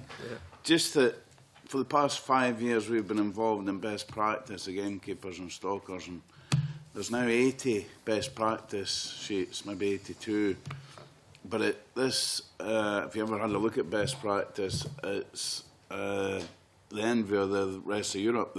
Some of the countries in Europe have asked for it, and it's all been done in our free time. A lot of work's been put in over the past 5 years on that. So just to say that, you know, the enthusiasm's high, and I don't think it would be there the same if it was statutory. Follow up on that. Alex Hogg, the Scottish Gamekeepers Association said in their written submission, and I quote, that the socio-economic needs of communities are, in our view, best served by a voluntary deer management system rather than a statutory one. Without proper input into a statutory system, local communities would be more likely to feel that their ability to have a balancing say on their own on their futures has been removed. In what way could you clarify for us, does your organisation see that it would be that the local communities wouldn't be involved? Because in my understanding is it wouldn't be about centralising, it would be about enabling all stakeholders to come together in a more formalised... Well, it's already done at the minute, but if it becomes law, if you like, people they've had enough of red tape, and they would just throw in the towel and pack it in. You know, we've got to involve everybody when you're trying these things, and if people get uptight about having to do things that is law, it becomes far more difficult, and they'd rather not do it. At the minute, we've got everybody involved. First of all, we've got Jim Hume. Yeah, sorry. It was. I think Alex Hogg's answered part of it. Just on the code of practice on deer management, the previous panel said that it wasn't really doing anything because it was not actual legislation. I think Alex Hogg's probably just answered his view on it, but just other people's view on what the progress is like with the code of good practice. I think I said earlier that all strands of the industry, including the NGOs with an interest, were involved in the development of the code. SNH took input from all people with a relevant interest. We were very happy with the way it turned out. I find it enormously useful in focusing minds when I'm talking to deer management groups about the way that they've got to regard their future responsibilities in terms of deer management. And I think it's very early days to conclude that it's not fit for purpose. On the contrary, I think it has been hugely important, and I'm quite sure that we can raise our game in terms of meeting its objectives.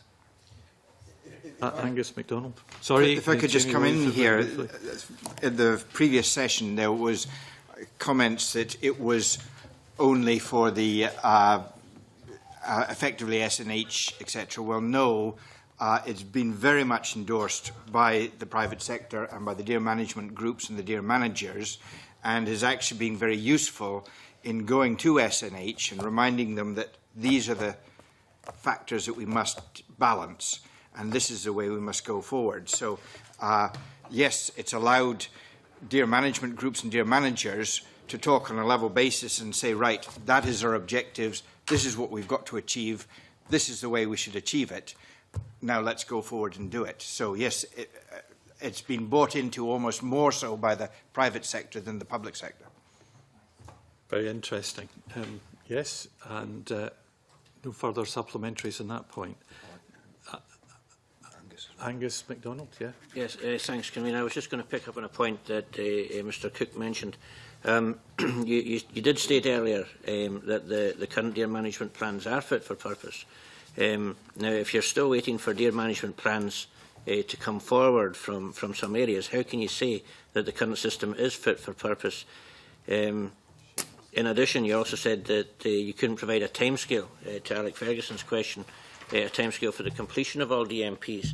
So if you don't know the timescale for the introduction of deer management plans, is there not an argument for a statutory duty on landlords to come up with a DMP with SNH producing statutory deer management plans? Well, I think, as I've said, it's early days. A culture change is taking place. We are making good progress, and I believe we can, within the medium term, deliver deer management planning in every deer management group.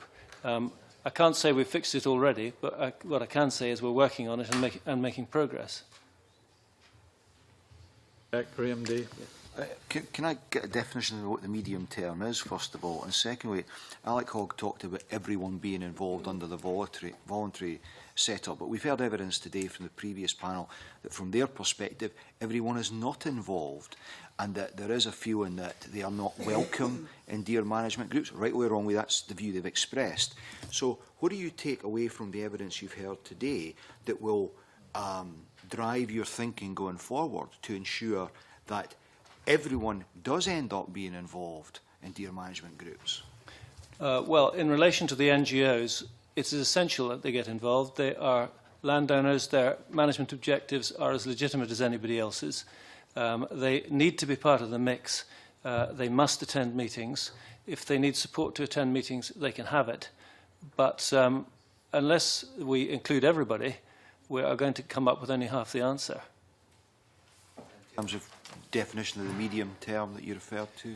I would like to think that we will be well up the road by the end of 5 years, and we will have arrived at from A to Z by the end of 10 years, and that we will have active and forward-looking deer management plans that are kept under regular review, that we have developed our skills to assess the quality of the habitat on which the deer and other resources are living, and that we will have learned to get on with each other better than we sometimes do at the moment. It's useful, thank you. Nigel Don.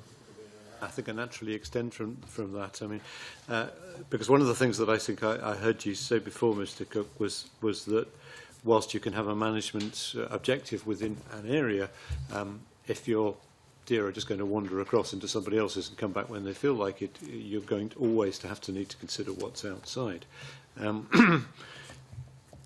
How am I right in thinking, therefore, that maybe one of the biggest problems is actually how you manage outside your boundaries and how you manage, in reality, the conflicts of interest between different deer management areas? Well, an individual deer manager has to think about his deer at two levels. He has to think about the deer, what they mean to him as a resource, and what they mean to within the context of the whole herd that he has access to, but only partial access to. So he has to come to an accommodation with his neighbours, a reasonable accommodation with his neighbours as to what he can achieve without detriment to neighbouring interests. That's where we sometimes run onto the rocks. And there is an example at the moment of where that's happened, which we've been talking about. I'm not going to mention the A word. But we'll get through that. There is a process to deal with that. It does involve the government agency getting involved, and it has the means in Section 7 and Section 8, which has yet to be tested. But and I have no objection to it being tested. I think that it is high time we found out just how the interplay of regulation and the voluntary principle can operate together. Once we've learned the lessons from that, it will hopefully inform other situations where these sorts of things arise in future. I'm wondering if I could push you slightly. I recognise, because I'm in the same profession, a diplomatic and guarded answer when I hear one. I think you've told us about 36 of the deer management groups out of 46. And if I heard you right, you were suggesting that it would take 5 or 10 years to get the other 10 on board. Would you recognise that from my side of the table, that does sound like an awfully long time? I would recognise it. I'm trying to take a pragmatic view as to what is possible. And it's not just a matter of bringing in the people who aren't in the system already. It's also a matter of continuing to improve on the ones that are there already. We have been accused in the past of having deer management plans that are written by a consultant, read by a few people and put on the shelf to gather dust. Now, they need to be of far more value than that. And there are examples, and some of which I've already given, of where that is already the way in which deer management plans are being used. We need to refine them as well as introduce them. So I'm taking what I think is a reasonable period of time. I'm giving myself a reasonable target to get up to the sorts of levels that you're looking for, the 100% level you're looking for. Again, I'm only asking you, given your obvious position on this, to recognise that if there are 10 areas out there which you feel are not going to play ball very quickly, that might explain why some of the people we heard earlier think they want some kind of statutory system, because not doing something in 5 years sounds like not doing it. That doesn't sound like voluntary action, that sounds like voluntary inaction. I assure you there is no foot dragging going on here. There is absolute determination to deliver this as fast as practically possible. But I have to take a practical view as to what is possible. And I would say that some of the deer management groups that don't have plans at the moment, and I'll list a few of them. One of them is the Harrison Lewis Deer Management Group, which has a very interesting innovation in terms of one of its members is a community body, but in terms of deer management planning skill is pretty rudimentary. They've got a long way to go. Another example I can think of is Glenartney Deer Management Group, a little one, which runs extremely well.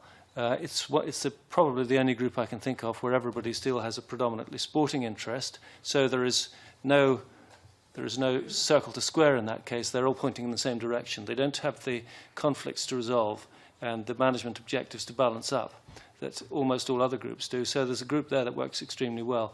The Isla group works pretty well. It doesn't have a deer management plan, but as I say, they've got a high level of population which is within the carrying capacity of the land, as evidenced by the condition of the deer. So the fact that there isn't a written deer management plan doesn't mean that deer management thinking and planning as a concept doesn't take place. And a group like that, everybody knows exactly where everybody else is coming from. You don't actually need to put it on a piece of paper. Where you do need to get it on a piece of paper, and this is an objective for us, is to demonstrate to people who want to see that deer management planning is to some extent formalised and regularised. Thank you. I think that puts a useful paragraph or two on the record. Thank you. It's useful, I think, probably for us to refer to Sir John Lester Kay at this moment and his proposal about a land ethic for sporting estate owners to sign up to an absolute minimum of 15% and ideally much more of their hill unit dedicated to natural restoration for 25 years. Do you think that if that had been applied in the mid-90s that we wouldn't now be trying to draw up deer management plans? If it had been applied by diktat, it would have been extremely difficult to make it happen in practice. I think it is happening, not perhaps quite in the way that he anticipated, as with a sort of quota approach. It is happening because of the mix of objectives that deer management groups now constitute, having come really from a single objective base. They are now multi-objective.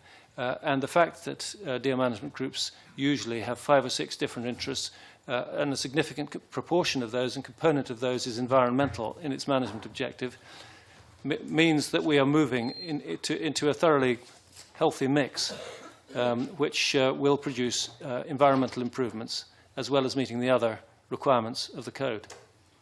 Jamie Williamson. If I could just come in here, it depends what you mean by natural restoration. You've got to remember that the hills, most of our hills, 200, 500 years ago, had no trees on it, or virtually no trees. The trees actually disappeared something like 5,000 years ago, and we have now transformed it in trying to put far more trees on it. It very much is said, what is natural? Is it natural to heavily cull all the herbivores, or is it natural to remove off all the sheep, or what is natural? If we remove all the herbivores, yes, we will get woody vegetation. We'll also get more wildfires. I think you really have to go back to John Lester Kay and said, is he got a romantic view of it 5 years ago, 100 years ago, 500 years ago, or 5,000 years ago, and then start working back from that as to whether it's sensible to restore it to that position. To be clear, he said on their hill unit. So we weren't talking about the lowland areas. Where No, okay, most of the hill low units for the last 5,000 years have been bare of trees, and we're trying to bring them back after something like 5,000 or 6,000 years. Well, we could debate that one, I think, in this context, and this committee no doubt will, but we've got time constraints as it is. Richard, Cooke, a final point on this before... Could I just revert to Nigel Don's question and make a supplementary point? Because I'm looking at a portion of our submission, and I'd just like to read it, because I think it's important. A question which ADMG is currently addressing is what constitutes an effective deer management group and how this can be evidenced. In broad terms, we would include regular, well-attended meetings with representation of all land management interests and appropriate public agencies, an up-to-date and effective forward-looking deer management plan based on consensus between members, reference to the ADMG principles of collaboration, a statement of commitment to the code, a commitment to promote best practice to ensure deer welfare and public safety, agreement as to group practical actions including deer counts, habitat monitoring, cull setting and allocation, a commitment to competence represented by DSC 1 and 2, and also trained hunter for venison production, an external communications policy to ensure that relevant interests, particularly local interests, are kept regularly informed about deer management in the DMG area and have an opportunity to comment on, for example, the deer management plan. I think the point I want to make is that the sign of a healthy, effective and publicly responsible deer management group is not just about the deer management plan, it's a very important part of it, but there are a lot of other aspects which relate to it, and that is the aspiration that we intend to deliver in respect of our members. In the medium term. In the medium term. Claudia Beamish. Convener. Richard Cooke, you touched on the Section 7 under the Deer Scotland Act of 1996. Could I ask all the panel members about the effectiveness of control agreements and also why they've been under Section 8, why this hasn't been followed up in any way, and if it's in any way related to what I highlighted before about the possible burden of proof, or if there are other reasons? I was a member of the Deer Commission, which followed on the 1996 legislation and oversaw the introduction of Section 7s, and I must say, as a private land manager representative on the Deer Commission, I was quite concerned about it because it all seemed a bit of an imposition. I confess to that now because actually I think it's been an enormous success. There are some that have been done and dusted and gone away, not a huge number, but some. It provides a very good framework for people who aren't agreeing in a critical situation, first of all, as to whether there's a problem, and second, as to what to do about it and how to apportion the tasks. And I think it has proved to be a very good vehicle for that. Why it hasn't gone to Section 8, I know that it is said that Section 8 wouldn't stand a legal test. That remains to be seen. I really don't have a view. I'm not an expert. I don't have a view on that. But I do think it's a sign of the success of the voluntary principle that Section 7, which is an agreement, not an order, has managed to generally take strong steps toward solving problems which they're at local level meant to address. And the one that springs to my mind is the Kinlochen one, which was mentioned earlier, where unusually or relatively unusually the problem is a summer problem rather than a winter problem, with the deer gravitate to the top. With SNH in the chair, so to speak, all the estates have got together and have reduced the deer population more or less to target. It has been considered necessary to extend that Section 7 agreement, and despite concerns being expressed in the media about that area this year, all parties have now signed up to an extension of the agreement. And I think it's a good example of how careful consensus building within a helpful framework can actually deliver the necessary outputs when it comes to environmental improvement. Would it be possible for you to highlight for the committee, not today due to time commitments for everybody, but what the outcome of other Section 7 agreements that you're aware of has been in terms of satisfactory or unsatisfactory resolution? all possible, please. I can do that, but does it make sense for you to hear what SNH have got to say on that matter next week? Because they're in the best position to judge. I can certainly give you my take on it. Yeah, that's fine. In that order would be perfectly acceptable. Thank you very much. Very finally, I think, if we're lucky, the deer management groups are being asked to help with the subject of wildfires. We've heard about that. Without commenting on that further at the present time, do you think that the deer management groups, as currently structured and resourced, are able to take on extra roles successfully? Resources are an issue. Deer management groups raise their own operating funds and enough money to pay the association to represent them. So a number of them have difficulty with that. And because, up till now, because they are groups, they have not qualified for accessing SRDP funding, which is probably very relevant to the type of work they do. We have made representation in the CAP review and the SRDP review that should change, and I understand that representation has been made by other organisations as well, particularly Forest Enterprise, and that the Scottish Government are taking that forward as a recommendation to Europe. So that will be helpful where deer management groups are undertaking projects such as the cost of putting together a deer management plan, which they often don't have capacity to do themselves, if that comes through. Okay. Any other point in that? I could just explain, because I'm chairman of our local fire protection or wildfire group and our local deer management group. Both are groups of like-minded people with no constitution who have got together to deal with a common resource or a common threat. There is no government input apart from in terms of funding or anything. Yes, certainly with the wildfire, this is quite an interesting one, because what we've discovered in the past is when we have had heath fires, the fire brigades are not geared up to fire on heath and woodland, whereas the vast majority of keepers, and particularly on estates with grouse moors, where they're doing regular heather burning in the spring, they have the argo cats, they have the fire fogging equipment, they have the experience, and actually in most of these fires we found they've got far more experience and more equipment than the local fire brigades. And certainly in 2003, when we had huge amounts of fires, the fire brigade ended up, as they went to a fire, they used to phone up the fire protection group or the wildfire group and then order up machinery.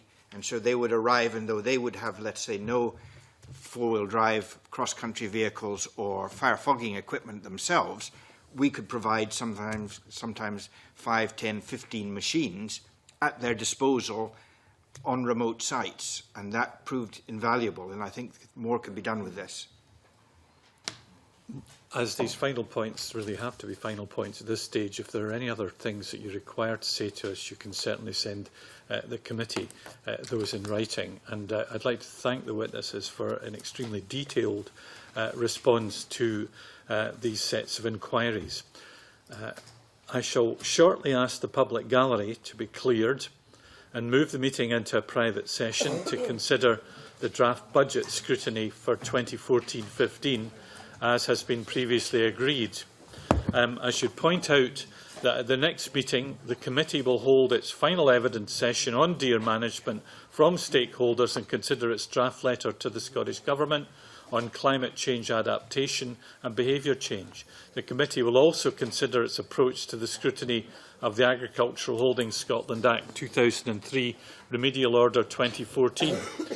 And I should note also in public that we have agreed, due to the shortfall of the uplift of €223 million from the CAP allocation for the UK, that this committee has agreed to request, as a matter of urgency, a meeting with the UK Secretary of State for Environment and Agriculture, Owen Paterson MP. And therefore I bring this meeting to a close and ask you to leave as quickly as possible.